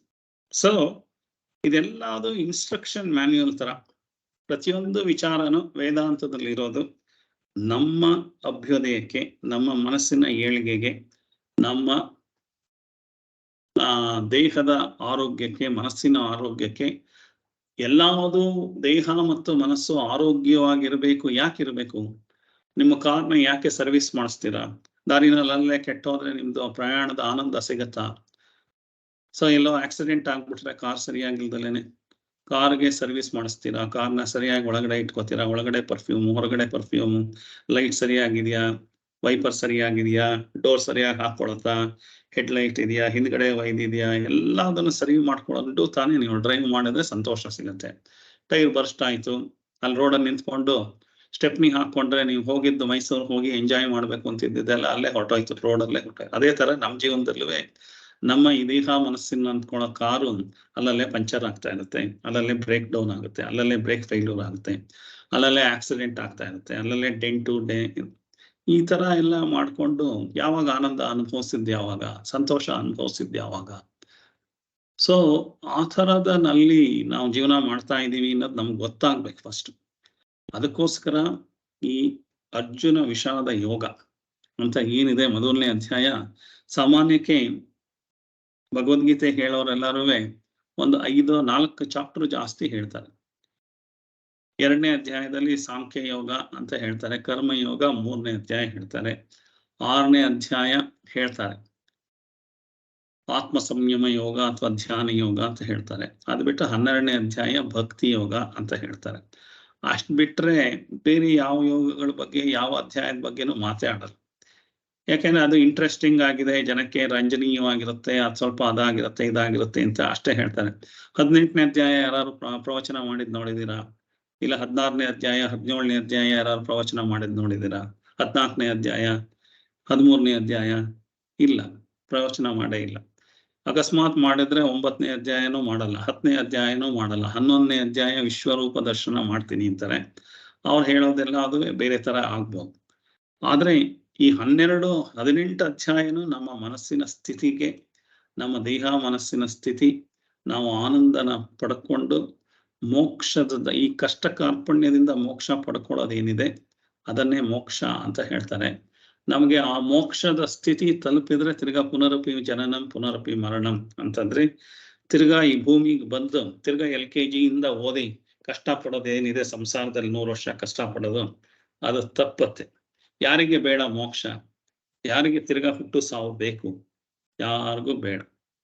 ಎಲ್ರಿಗೂ ತಿರ್ಗಾ 1ನೇ ಕ್ಲಾಸಿಂದ LKG ಇಂದ ಓದಿ ಅಂದ್ರೆ ನಿಮಗೆ ಸಿಟ್ಟು ಬರುತ್ತೆ, ತಿರ್ಗಾ SSLC ಬರೀರಿ ಅಂದ್ರೆ ಇವಾಗ ಸಿಟ್ಟು ಬರಲ್ವಾ? ಸೊ ಹೇಗೋ ತಪ್ಪಿಸ್ಕೊಂಡು ಬಂದಿದೀವಿ. ತಿರ್ಗಾ ಮುಂದ್ಲ ಜನ್ಮದಲ್ಲೂ ತಿರ್ಗಾ ನಾನು 1ನೇ ವರ್ಷದಿಂದ ಹಿಡಿದು 100 ವರ್ಷದ ತನಕ ಇದೇ ಕಾಯಿಲೆ ಕಸಾಲೆ, ಇದೇ ನೆಂಟ್ರು ಇಷ್ಟ್ರು, ಇದೇ ಫೈಟಿಂಗು, ಇದೇ ಇದು, ಈ ಮೋಕ್ಷ ಇದ್ರೊಳಗೆ ಕಷ್ಟಪಟ್ಕೊಂಡು ಇದ್ರೊಳಗೆ ಗೊಂದಲದಲ್ಲಿ ಜೀವನ ಮಾಡ್ಬೇಕು ಅಂತ ಯಾರಿಗಿಷ್ಟ ಇದೆ? ಆದ್ರೆ ಅದಕ್ಕೆ ದಾರಿ ಗೊತ್ತಿಲ್ಲ. ಆ ದಾರಿ ಗೊತ್ತಿಲ್ದಲೇ ಇರೋದಕ್ಕೋಸ್ಕರ ಈ ಉಪನಿಷತ್ತುಗಳು, ಭಗವದ್ಗೀತೆ ಎಲ್ಲಾವುದು ಇದೆ, ಅದನ್ನ ತಿಳ್ಕೊಂಡು ನಾವು ಮುಂದೆ ಹೋಗ್ಬೇಕು. ಸೊ ಇದಿಷ್ಟುವೇ ಎಷ್ಟು ಸಲ ನಾನು ಪೀಠಿಗೆ ಹಾಕಿದ್ರು ಯಾಕೆ ಹೇಳ್ತಾ ಇದ್ದೀನಿ ಅಂದ್ರೆ ಭಗವದ್ಗೀತೆ ಓದೋ ಉದ್ದೇಶ ಈ ದೃಷ್ಟಿನಲ್ಲಿ ಇರಬೇಕು. ಮುಂದೆ ಹೇಳೋ ಅಧ್ಯಾಯಗಳಲ್ಲಿ ಹೀಗೆ ನಿಮ್ಮ ಮನಸ್ಸನ್ನ ಸರಿಯಾಗಿ ಇಟ್ಕೊಳ್ಳೋದು ಹೇಗೆ, ನಿಮ್ಮ ದೇಹ ಸರಿಯಾಗಿ ಇಟ್ಕೊಳ್ಳೋದು ಹೇಗೆ ಅಂತ ವಿಚಾರಗಳೇ ಬರುತ್ತೆ. ಸೊ ನಿಮ್ಮ ಮನಸ್ಸು ನೀವೇನ್ ಅಂದ್ಕೊಂಡಿದ್ದೀರಾ ವಿಚಾರಗಳು, ನೀವು ಅಂತ ಏನ್ ಅಂದ್ಕೊಂಡಿದ್ದೀರಾ ನೀವು ಅಲ್ಲ, ನೀವು ಅಂದ್ರೆ ಯಾರು ಸರಿಯಾಗಿರೋದು ಅಂತ ಎಲ್ಲ ವಿಚಾರಗಳು ಬರುತ್ತೆ. ಇದೆಲ್ಲ ಯಾಕೆ ಹೇಳ್ತಾ ಇದ್ದಾರೆ, ನಿಮ್ ಬಗ್ಗೆನೇ ಹೇಳ್ತಾ ಇದ್ದಾರೆ. ನಿಮ್ ದೇಹ ನಿಮ್ ಮನಸ್ಸನ್ನ ಸರಿಯಾಗಿ ಮಾಡ್ಕೊಳ್ಳೋದು, ನೀವು ಅಂದ್ರೆ ಯಾರು ಅಂತ ಹೇಳ್ಕೊಡೋದು. ಇಷ್ಟು ದಿವಸ ಆದ್ಮೇಲೆ ನನಗೆ ಯಾಕೆ ಗೊತ್ತಾಗ್ಬೇಕು, ಇಷ್ಟು ದಿವಸನೇ ಜೀವನ ಮಾಡಿದೀನಿ, ಮಾಡ್ಬೋದು. ಗೊತ್ತಾಗದ ಅದಕ್ಕೆ ಹೇಳಿದೆ. SLCಗೂ ಎಜುಕೇಶನ್ ನಿಲ್ಲಿಸ್ಬೋದು, ಡಿಗ್ರಿಗೆ ನಿಲ್ಲಿಸ್ಬೋದು, ಮಾಸ್ಟರ್ ಗ್ರಾಜುಯೇಷನ್ ಎಲ್ಲಿ ಬೇಕಾದ್ರೂ ನಿಲ್ಲಿಸ್ಬೋದು. ಮೋಕ್ಷ ಪಡ್ಕೊಳ್ಳೋ ತನಕನೂ ವಿದ್ಯಾಭ್ಯಾಸ ಇದೆ. ಎಲ್ಲಿ ಬೇಕಾದ್ರೂ ನಾವು ನಿಲ್ಸಿ ಇಷ್ಟೇ ಸಾಕು ನನ್ಗೆ ಅಂತ ಅನ್ಬೋದು. ಯಾರನ್ನೂ ಇಲ್ಲಿ ಕಂಪಲ್ಷನ್ ಮಾಡಿಲ್ಲ. ಪ್ರಪಂಚದಲ್ಲಿ ಇರೋ ಎಲ್ಲಾ ವಿಚಾರಗಳು, ಎಲ್ಲಾ ಸೈನ್ಸು, ಎಲ್ಲಾ ಟೆಕ್ನಾಲಜಿ, ಎಲ್ಲಾ ಮ್ಯಾನೇಜ್ಮೆಂಟ್ ಸಬ್ಜೆಕ್ಟ್ಸ್ ಏನು ಮಾಡ್ತಾ ಇದೆ ಅಂತಂದ್ರೆ, ನಿಮ್ಮನ್ನ ನಿಮ್ ಜೊತೆ ಇರೋಕ್ ಬಿಡದಲ್ಲೇ ಹೊರಗೆ ಬಾ ಅಂತ ಹೊರಗೆ ಕರೆಯೋದಕ್ಕೆ ಎಲ್ಲಾ ಯೂನಿವರ್ಸಿಟಿಗಳು, ಎಲ್ಲಾ ಮೀಡಿಯಾಗಳು ನಿಮ್ಮನ್ನ ನಿಮ್ಮ ಮನಸ್ಸಿನಿಂದ ಹೊರಗೆ ಬಾ ಅಂತ ಕರೆಯೋದಕ್ಕೆ ಬೇಕಾದಷ್ಟು ಪ್ರಪಂಚ ಪೂರ್ತಿ ಇರೋದೇ ಅದಕ್ಕೋಸ್ಕರ. ನಿಮ್ ಜೊತೆ ನಿಮ್ ಮನಸ್ಸಿನಲ್ಲಿ ನಿಮ್ ಜೊತೆ ಇರಬೇಡಿ, ನೀವು ಹೊರಗಡೆ ಬಾ ಅಂತ ಹೊರಗಡೆ ಕರ್ಕೊಂಡು ಹೋಗ್ತಾ ಇದೆ. ಬರೀ ವೇದಾಂತ ಮಾತ್ರ ಸ್ವಲ್ಪ ಯೂ ಟರ್ನ್ ಮಾಡಪ್ಪ, ಹೊರಗಡೆ ಹೋದ್ರೆ ಸುಸ್ತು ಜಾಸ್ತಿ ಆಗುತ್ತೆ ನಿನಗೆ, ಹೊರಗಡೆ ಹೋಗ್ಬೇಡ, ನಿನ್ನ ಮನಸ್ಸನ್ನ ಯೂ ಟರ್ನ್ ಮಾಡು. ಯೂ ಟರ್ನ್ ಮಾಡಿ ಒಳಗಡೆ ಬಾ. ಒಳಗಡೆ ಬಾ ಅಂತ ಯಾರು ಕರೆಯೋರು, ಯಾರು ಕರೀತಾರೆ ಇವತ್ತು? ಮನೆಗೆ ಯಾರ್ದಾರ ಮನೆಗೆ ಹೋದ್ರೆ ಅವರು ಬಾಗ್ಲಿಗೆ ಅಡ್ಡ ನಿಂತ್ಕೊಂಡು ಒಳಗ್ ಬನ್ನಿ ಅಂತ ಕರೆಯಲ್ಲ. ಏನಾಗ್ಬೇಕಾಗಿತ್ತು ಅಂತ ಅಲ್ಲೇ ಅರ್ಧ ಬಾಗ್ಲಲ್ಲೇ ಓಪನ್ ಮಾಡ್ಕೊಂಡು ಒಳಗ್ ಬನ್ನಿ ಅಂತ ಕರೆಯೋ ಮನಸ್ಥಿತಿನೇ ಹೊರಟೋಗಿದೆ. ಇವತ್ತಲ್ಲ, 10,000 ವರ್ಷದ ಹಿಂದೆ, ಲಕ್ಷಾಂತರ ವರ್ಷಗಳ ಹಿಂದೆ ಇರ್ಬೋದು, ಅವತ್ತು ವೇದಾಂತ ಒಳಗ್ ಬಾ ಅಂತ ಕರೆದಿದೆ. ಇವತ್ತು ಬಾ ಒಳಗೆ ಅಂತ ಕರೀತಾ ಇದೆ. ಮುಂದೆ 1,00,000 ವರ್ಷ ಆದ್ಮೇಲೆ ಕೂಡ ನೀನ್ ಹೊರಗೆ ಹೋದ್ರೆ ನಿಂಗೆಲ್ಲೂ ಸುಖ ಇಲ್ಲಪ್ಪ, ನೀನು ಮನಸ್ಸನ್ನ ಸ್ವಲ್ಪ ಯೂ ಟರ್ನ್ ಮಾಡ್ಕೊ. ಯೂ ಟರ್ನ್ ಮಾಡ್ಕೊಂಡು ಅಂತರ್ಮುಖಿಯಾಗಿ ಒಳಗಡೆ ಬಾ. ನೀನು ಒಳಗಡೆ ಬಂದ್ರೆ ನಿನಗೆ ಸಂತೋಷ, ಸಮಾಧಾನ ಎಲ್ಲ ಸಿಗತ್ತೆ. ನೀನೇನ್ ಹೊರಗಡೆ ಹುಡುಕ್ತಾ ಇದೆಯೋ ಅದು ಹೊರಗಡೆ ಸಿಗುವಂಥದ್ದಲ್ಲ, ಒಳಗಡೆನೆ ಸಿಗುವಂಥದ್ದು. ನೀನ್ ಸುಮ್ನೆ ಹೊರಗಡೆ ಹುಡುಕ್ತಾ ಇದೀಯಾ, ಒಳಗ್ ಬಾ ಅಂತ ಹೇಳೋ ಅಂಥದ್ದು ಈ ಎಲ್ಲ ವೇದಾಂತದ ಜ್ಞಾನ. ಯಾರು ನಿಮ್ಮನ್ನ ಒಳಗ್ ಬಾ ಅಂತ ಕರೆಯಕ್ಕೆ ಯಾರು ಇಲ್ಲ. ಹೊರಗೆ ಬಾ ಅಂತ ಕರೆಯಕ್ಕೆ ಎಲ್ಲ ಬಿಸ್ನೆಸ್ಗಳು ಇದೆ. ಎಲ್ಲ ಮೀಡಿಯಾ ಇಂದ ಹಿಡಿದು ಎಲ್ಲ ಬರ್ತಾ ಇರೋ ಮೀಡಿಯಾದಲ್ಲಿ ಬರೋ ರೈಟಿಂಗ್ಗಳು, ಪುಸ್ತಕಗಳು ಎಲ್ಲದುವೆ ಮನಸ್ಸನ್ನ ಒಳಗಡೆ ಬಾ ಅಂತ ಕರೆಯೋದು ಯಾವುದೂ ಇಲ್ಲ. ನೀವು ಒಳಗಡೆ ಇರಬೇಡಿ, ಹೊರಗೆ ಬನ್ನಿ, ನಾಯಿ ಸಾಕಿ ಸಂತೋಷ ಸಿಗುತ್ತೆ, ನೀವು ಇನ್ನೇನೋ ಮಾಡಿ ಬೆಕ್ಕು ಸಾಕಿ ಸಂತೋಷ ಸಿಗುತ್ತೆ. ಅದಕ್ಕೆ ವಿಕಾಸ್ ರಿಸರ್ಚ್ ಮಾಡಿ ಈಗ ನಾಯಿ ಫುಡ್ಗಳಿಗೇನೆ ಅರ್ಧ ಇದೆ, ನಾಯಿನೇ ದೇವರು, ಈ ನಾಯಿನೇ ಸಂತೋಷ ಕೊಡುತ್ತೆ ಅಂತ ಭ್ರಮೆಯಲ್ಲಿ ಅದನ್ನ ಹುಡ್ಕೊಂಡು ಹೋಗೋದು. ಇಲ್ಲದೆ ಹೋದ್ರೆ ಕಾರು ಗ್ಯಾಡ್ಜೆಟ್ಸ್ ಗಳಲ್ಲಿ ಸಿಗುತ್ತೆ ಅಂತ ಹುಡ್ಕೊಂಡು ಹೋಗೋದು. ಇಲ್ಲದೆ ಹೋದ್ರೆ ಯಾವುದೋ ದೇಶಗಳಲ್ಲಿ ಸಿಗುತ್ತೆ ಅಂತ ಹುಡ್ಕೊಂಡು ಹೋಗೋದು. ಯಾವುದೋ ಊಟ ತಿಂಡಿನಲ್ಲಿ ಸಿಗುತ್ತೆ ಅಂತ ಹುಡ್ಕೊಂಡು ಹೋಗೋದು. ಎಲ್ಲ ಕ್ಷಣಿಕ. ಹೋದ ಸಿಕ್ಕಿದ್ಮೇಲೆ ಅದ್ರೊಳಗೆ ಏನು ಸಂತೋಷ ಇಲ್ಲ ಅಂತ. ಮಂಗನ ಕೈಗೆ ಮಾಣಿಕ್ಯ ಕೊಟ್ಟ ಹಾಗೆ ಅಂತ ಹೇಳ್ತಾರೆ. ಸೊ ನೀವು ಯಾರು ಬೇಜಾರು ಮಾಡ್ಕೋಬೇಡಿ. ಯಾಕೆಂದ್ರೆ ಏನು ಭಗವದ್ಗೀತೆ ಹೇಳಿ ಅಂತಂದ್ರೆ ಇದೇನೋ ಹೇಳ್ತಾ ಇದ್ದಾರೆ ಅಂತ ಅನ್ಕೋಬೇಡಿ. ಇದೆಲ್ಲದುವೆ ಪ್ರತಿಯೊಂದು ಮುಂದಿನ ಅಧ್ಯಾಯಕ್ಕೆ ಮೆಟ್ಲುಗಳು. ಯಾಕೆಂದ್ರೆ ಏನೋ ಹೇಳ್ತಾ ಇದ್ದಾರೆ ಅಂತ ಅಲ್ಲ, ಏನು ಹೇಳ್ತಾ ಇಲ್ಲ. ನಾನು ಇದೆಲ್ಲ ಭಗವದ್ಗೀತೆಯಲ್ಲಿ ಮುಂದೆ ಬರಬೇಕಾಗಿರೋ ವಿಚಾರಗಳನ್ನ ಈಗಲೇ ಸ್ವಲ್ಪ ಜಿಸ್ಟ್ ಮಾಡಿ ನಿಮ್ಮ ಮನಸ್ಸನ್ನ ಆ ಕಡೆಗೆ ತಿರುಗಿಸೋದಕ್ಕೆ ಪ್ರಯತ್ನ ಮಾಡ್ತಾ ಇದ್ದೀನಿ. ಆ ದೃಷ್ಟಿನಲ್ಲಿ ಭಗವದ್ಗೀತೆ ಅರ್ಥ ಮಾಡ್ಕೋಬೇಕು ಅಂತ ಹೇಳ್ತಾ ಇದ್ದೀನಿ.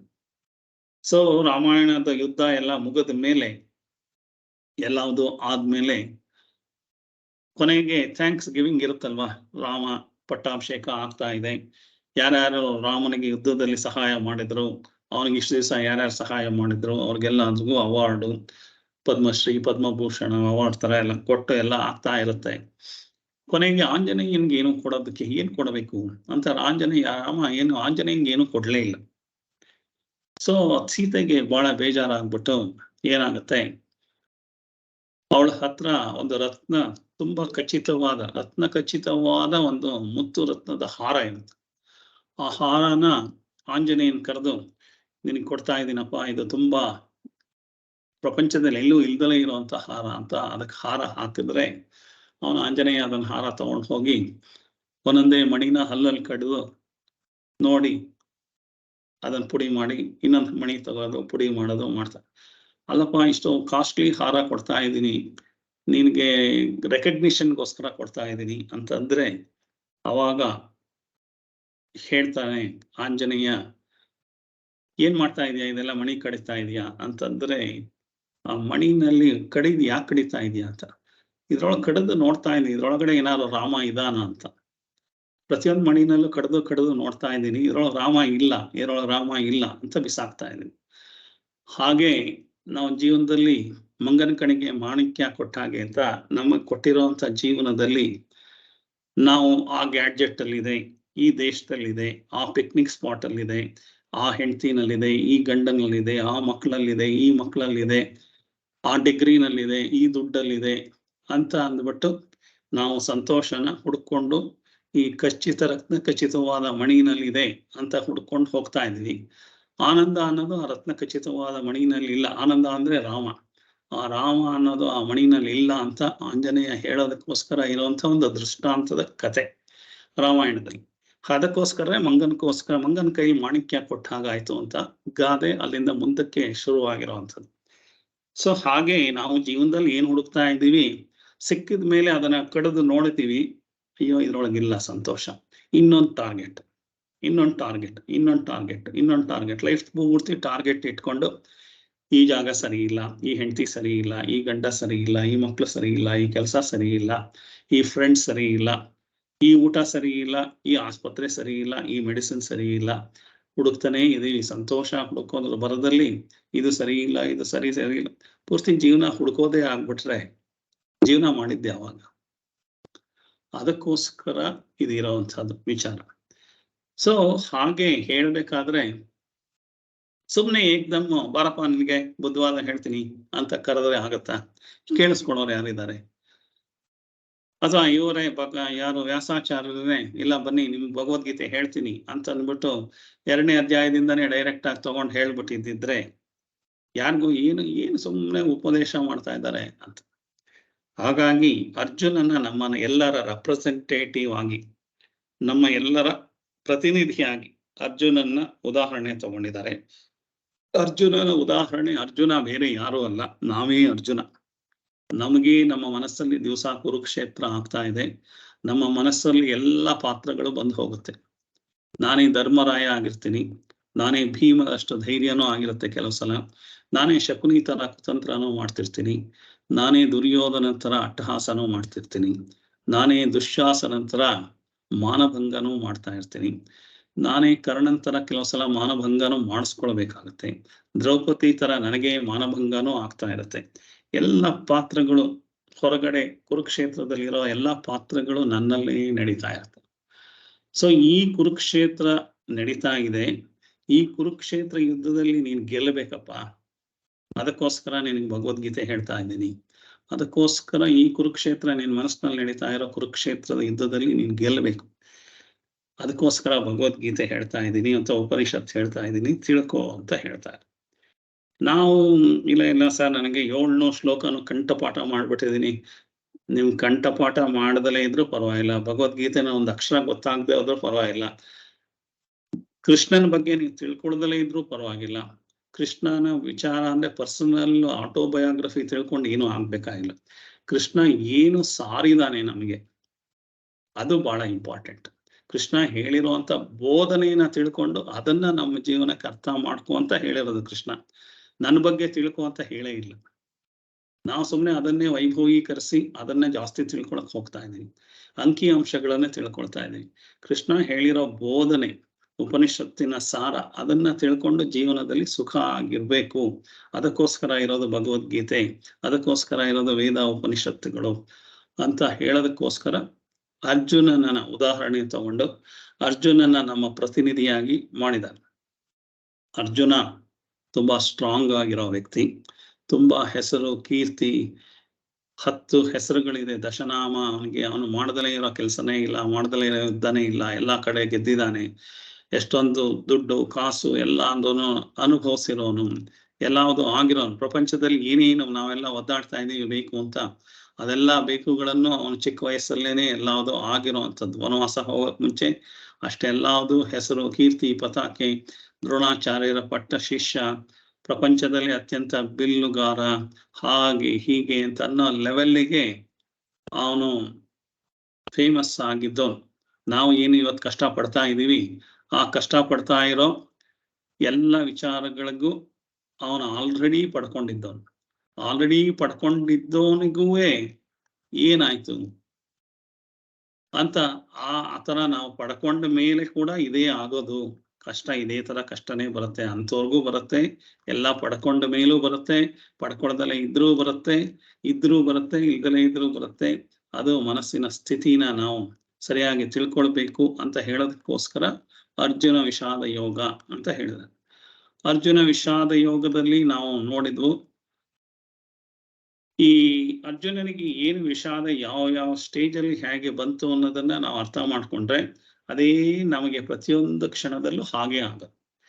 ಅರ್ಜುನನಿಗೆ ಯುದ್ಧದಲ್ಲಿ ಬರಕ್ಕೆ ಮುಂಚೆ ತುಂಬಾ ಅಹಂಕಾರ ಇತ್ತು, ತುಂಬಾ ಶಕ್ತಿ ಇತ್ತು, ತುಂಬಾ ನಾನೇ ದೊಡ್ಡ ಬಿಲ್ಲುಗಾರ, ನನಗೇನು ಈ ಪ್ರಪಂಚ, ಈ ಯುದ್ಧದಲ್ಲಿ ಒಂದೇ ಕ್ಷಣದಲ್ಲಿ ಎಲ್ಲದನ್ನು ಕೊಂದು ಎಲ್ಲಾನು ನಾನೇ ರಾಜ ಆಗ್ಬಿಡ್ತೀನಿ, ನಾನೇ ಪಾಂಡವನೇ ರಾಜರಾಗ್ಬೋದು ಅನ್ನೋ ಲೆವೆಲ್ಗೆ ಅವನ ಯೋಚನೆಯಲ್ಲಿ ಅಷ್ಟು ಅಹಂಕಾರದಲ್ಲಿ ಬರ್ತಾನೆ.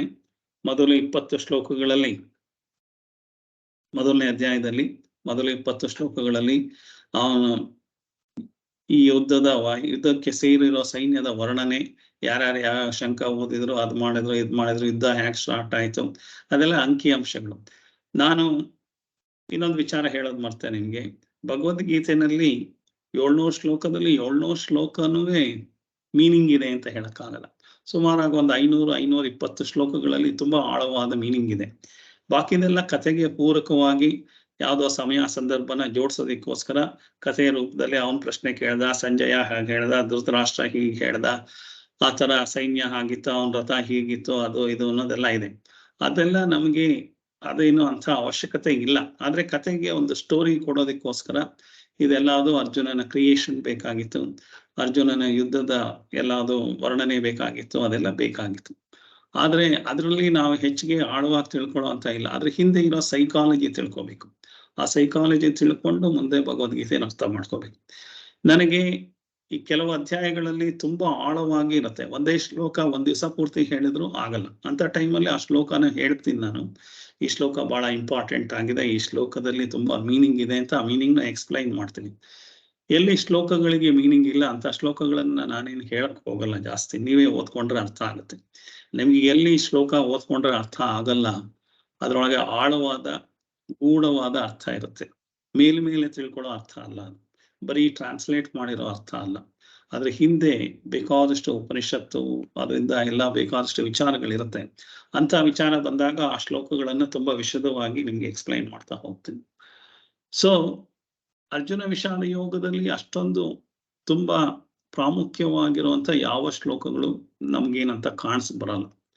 ಸೊ ಆದ್ರೂ ನೀವು ಓದ್ಕೊಳ್ಬೋದು. ಯಾಕೆಂದ್ರೆ ಅರ್ಜುನ ವಿಷಾದ ಯೋಗದಲ್ಲಿ ಅದೇನ್ ಬರ್ದಿದ್ದಾರೆ ಅದನ್ನೇ ನೀವು ಕನ್ನಡದಲ್ಲಿ 3 ಲೈನು 4 ಲೈನು ಒಂದ್ ಶ್ಲೋಕಕ್ಕೆ ಅರ್ಥ ಇರೋದನ್ನ ಓದ್ಕೊಂಡ್ರೆ ನಿಮ್ಗೆ ಅರ್ಥ ಆಗತ್ತೆ. ಅದ್ರೊಳಗೆ ಅರ್ಥ ಆಗದಲೇ ಇರುವಂತ ವಿಚಾರ ಏನಿಲ್ಲ. ಬಟ್ ನೀವು ಅದನ್ನ ಬರೀ ಏನಂತಂದ್ರೆ ವಾಕ್ಯ ಅರ್ಥ ಅಂತಂದ್ರೆ ಪದಗಳ ಅರ್ಥ ಅಥವಾ ವಾಕ್ಯಗಳ ಅರ್ಥ ಮಾತ್ರ ಅರ್ಥ ಆಗತ್ತೆ ಹೊರತು ಈ ಪದ ಮತ್ತು ವಾಕ್ಯ ಯಾತಕ್ಕೋಸ್ಕರ ಹೇಳ್ತಾ ಇದ್ದಾರೆ, ಇದರ ದೃಷ್ಟಿಕೋನ ಏನು, ಇದು ಯಾವುದನ್ನ ಉದ್ದೇಶವಾಗಿ ಇಟ್ಕೊಂಡು ಈ ಪದಗಳು, ಈ ವಾಕ್ಯಗಳು, ಈ ಸೆಂಟೆನ್ಸು, ಈ ಶ್ಲೋಕಗಳು ಬಂದಿದೆ, ಅದರ ಹಿಂದೆ ಏನಿದೆ ಅಂತ ತಿಳ್ಕೊಳ್ಳೋದನ್ನ ಲಕ್ಷ್ಯಾರ್ಥ ಅಂತ ಹೇಳ್ತಾರೆ.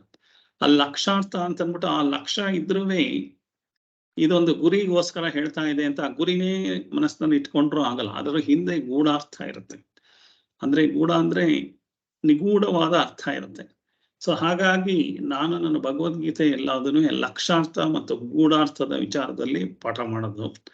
ನಾನು ಪದಗಳ ಅರ್ಥ ಅಥವಾ ವಾಕ್ಯಗಳ ಅರ್ಥ, ಶ್ಲೋಕಗಳ ಅರ್ಥದಲ್ಲಿ ಅಲ್ಲೇ ನಿಂತ್ಕೊಳ್ಳೋ ಅಂಥದ್ದು. ಅದನ್ನು ಯಾರು ಬೇಕಾದ್ರೂ ಪಾಠ ನೀವೇ ಓದ್ಕೋಬಹುದು, ಪುಸ್ತಕ ತಗೋಬಹುದು, ಓದ್ಕೋಬಹುದು. ಆದ್ರೆ ಪ್ರತಿಯೊಂದು ಸನ್ನಿವೇಶದ ಹಿಂದೆ, ಪ್ರತಿಯೊಂದು ಪದಗಳ ಹಿಂದೆ, ಪ್ರತಿಯೊಂದು ಶ್ಲೋಕಗಳ ಹಿಂದೆ ಯಾವ್ದಾದ್ರೂ ಒಂದು ಲಕ್ಷ್ಯಾರ್ಥ ಇರುತ್ತೆ, ಯಾವ್ದಾದ್ರೂ ಒಂದು ಗೂಢಾರ್ಥ ಇರುತ್ತೆ. ಸೊ ಆ ಥರದ ಗೂಢಾರ್ಥಗಳು, ಲಕ್ಷ್ಯಾರ್ಥಗಳನ್ನ ಎಕ್ಸ್ಪ್ಲೈನ್ ಮಾಡೋದೇ ಭಗವದ್ಗೀತೆಯನ್ನ ತಿಳ್ಕೊಳ್ಬೇಕಾಗಿರುವಂತ ವಿಚಾರ.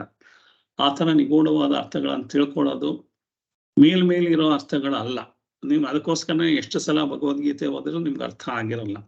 ಅದರೊಳಗಡೆ ತುಂಬಾ ಆಳವಾಗಿ ಅರ್ಥಗಳಿರುತ್ತೆ. ಅದನ್ನ ನಮ್ಮ ಜೀವನಕ್ಕೆ ಹೇಗೆ ಹಾಸುಹೊಕ್ಕಾಗಿದೆ ಅನ್ನೋದನ್ನ ಕನೆಕ್ಟ್ ಮಾಡ್ಕೊಂಡಾಗ ನಿಮ್ಗೆ ಲೈಫ್ ಲಾಂಗ್ ಈ ಭಗವದ್ಗೀತೆ ಜ್ಞಾಪಕದಲ್ಲಿ ಉಳಿಯುತ್ತೆ. ಪದೇ ಪದೇ ತಿರ್ಗಾ ಭಗವದ್ಗೀತೆ ಓದುವಂತ ಒಂದು ಮನಸ್ಥಿತಿ ಬರುತ್ತೆ. ನೀವು ಅದರಿಂದ ಮನಸ್ಸಿನ ಆನಂದನ ತಲುಪೋದಕ್ಕೆ ಸಾಧ್ಯ ಆಗುತ್ತೆ.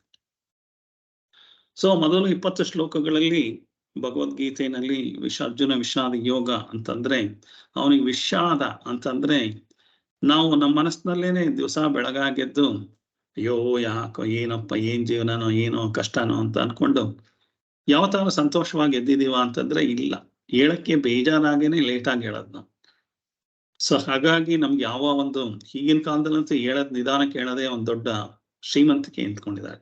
ಸೋಮಾರ್ತನವಾಗಿರೋದೇ ಶ್ರೀಮಂತಿಕೆ ಅಂತ ಅಂದ್ಕೊಳ್ಳೋದು, ಏನು ಕೆಲಸ ಮಾಡದಲ್ಲೇ ಇರೋದೇ ಶ್ರೀಮಂತಿಕೆ. ಇಬ್ಬಿಬ್ರು ಅಡಿಗೆಯವ್ರನ್ನ ಇಟ್ಕೊಳ್ಳೋದು ಅಥವಾ ಇಬ್ಬಿಬ್ರು ಕೆಲಸದವ್ರನ್ನ ಇಟ್ಕೊಳ್ಳೋದು, ಇದೇ ಶ್ರೀಮಂತಿಕೆ ಅಂತ ಅಂದ್ಕೊಂಡಿದ್ದಾರೆ. ಅದರಿಂದ ಮನಸ್ಸಿನ ಸ್ಥಿತಿ, ದೇಹದ ಸ್ಥಿತಿ ಗೊತ್ತಿಲ್ಲದಲೇ ಇರೋ ತರ ಹಾಳಾಗಿ ಅದು ರಿಪೇರಿ ಆಗದಲೇ ಇರೋ ಲೆವೆಲ್ಗೆ ಹೊರಟೋಗುತ್ತೆ. ಯಾರು ನಮ್ಮ ಮನಸ್ಸಿಗೆ ನಾವೇ ಹೊಂದ್ಕೊಳಕ್ ಆಗದಲೇ ಇರೋ ಸ್ಟೇಜಿಗೆ ಹೋಗುತ್ತೆ. ಸೊ ಹಾಗಾಗಿ ನಾವು ಅದನ್ನ ಅದೇ ಸರಿ ಅಂತ ಪ್ರೂವ್ ಮಾಡ್ಕೊಳ್ಳಿ ಅಂತ ಬಿಟ್ಬಿಡ್ಬೋದೇ ಹೊರತು ನಾವೇನು ಅವ್ರ ಹತ್ರ ಆರ್ಗ್ಯೂ ಮಾಡಿ ನಿಮ್ಗೇನ್ ಗೊತ್ತು ಇದು ಎಷ್ಟು ಎಂಜಾಯ್ಮೆಂಟ್ ಇದೆ ಅಂತಂದ್ರೆ ಮಾಡ್ಕೊಳ್ಳಿ ಅಪ್ಪ ಎಂಜಾಯ್ಮೆಂಟ್ ಅಂತ ಬಿಟ್ಬಿಡ್ಬೋದು. ನಾವು ಅವ್ರನ್ನೆಲ್ಲ ತಿದ್ದಕ್ಕಾಗಲ್ಲ. ಅಟ್ಲೀಸ್ಟ್ ನಮ್ಮನ್ನ ನಾವು ತಿದ್ಕೊಳಕ್ಕಾದ್ರೆ ಬೆಸ್ಟ್. ನಮ್ಮನ್ನ ನಾವು ತಿದ್ಕೊಳ್ಳೋದಕ್ಕೋಸ್ಕರ ನಾವು ಮಾಡ್ಬೇಕು. ಸೊ ಅದನ್ನ ನಾವು ತಿಳ್ಕೊಳ್ಳೋದಕ್ಕೆ ಈ ತರ ಮೊದಲು 20 ಅಧ್ಯಾಯಗಳಲ್ಲಿ ಕುರುಕ್ಷೇತ್ರ ಯುದ್ಧದ ವರ್ಣನೆ, ಅಂದ್ರೆ ನಮ್ಮ ಜೀವನದಲ್ಲಿ ಸಂಸಾರದಲ್ಲಿ ಕೂಡ ಏನು ವರ್ಣನೆ ಇದೆ, ಗಂಡ ಹೆಂಡತಿ ಮಕ್ಕಳು ಅದು ಇದು ಅಂತ ಏನೇನಿದೆ ಕೆಲಸ ಕಾರ್ಯ ಇದೆಲ್ಲದೂ ಕುರುಕ್ಷೇತ್ರದ ವರ್ಣನೆ ತರ ಇದೆ. ನಮ್ಗೆ ಯುದ್ಧಕ್ಕೆ ತಾನೆ ಯಾರ ಜೊತೆ ಜಗಳ ಕಾಯ್ತೀರಾ ಅಥವಾ ಯಾರ ಜೊತೆ ಬೇಜಾರು ಮಾಡ್ಕೊಳ್ತೀರಾ? ಮಾಡ್ಕೊಳ್ಳೋದೆಲ್ಲ ಗಂಡ ಹೆಂಡತಿ ಮಕ್ಕಳು, ಅತ್ತೆ ಮಾವ, ಅಪ್ಪ ಅಮ್ಮ, ಬ್ರದರ್ಸು ಸಿಸ್ಟರ್ಸು. ಇಷ್ಟು ಜನದಿಂದನೇ ನಿಮಗೆ ಸಂತೋಷನೂ ಸಿಗುತ್ತೆ, ಬೇಜಾರು ಆಗುತ್ತೆ. ತುಂಬಾ ಬೇಜಾರಾಗಿರೋದು ಯಾರಿಂದ ಆಗಿದೆ? ಯಾರೋ ಬೀದಿಲಿ ಹೋಗೋರಿಂದ ಆಗಿದ್ಯಾ? ನಿಮ್ಗೆ ಆಗಿಲ್ಲ. ಇನ್ಯಾರೋ ಮೂರನೆಯವರಿಂದ ಏನಾದ್ರು ಬೇಜಾರಾಗಿದ್ಯಾ? ಆಗಿಲ್ಲ. ನೀವು ಬೇಜಾರಾಗೋದು ದುಃಖ ಆಗೋದು ಇಷ್ಟೇ ಜನ.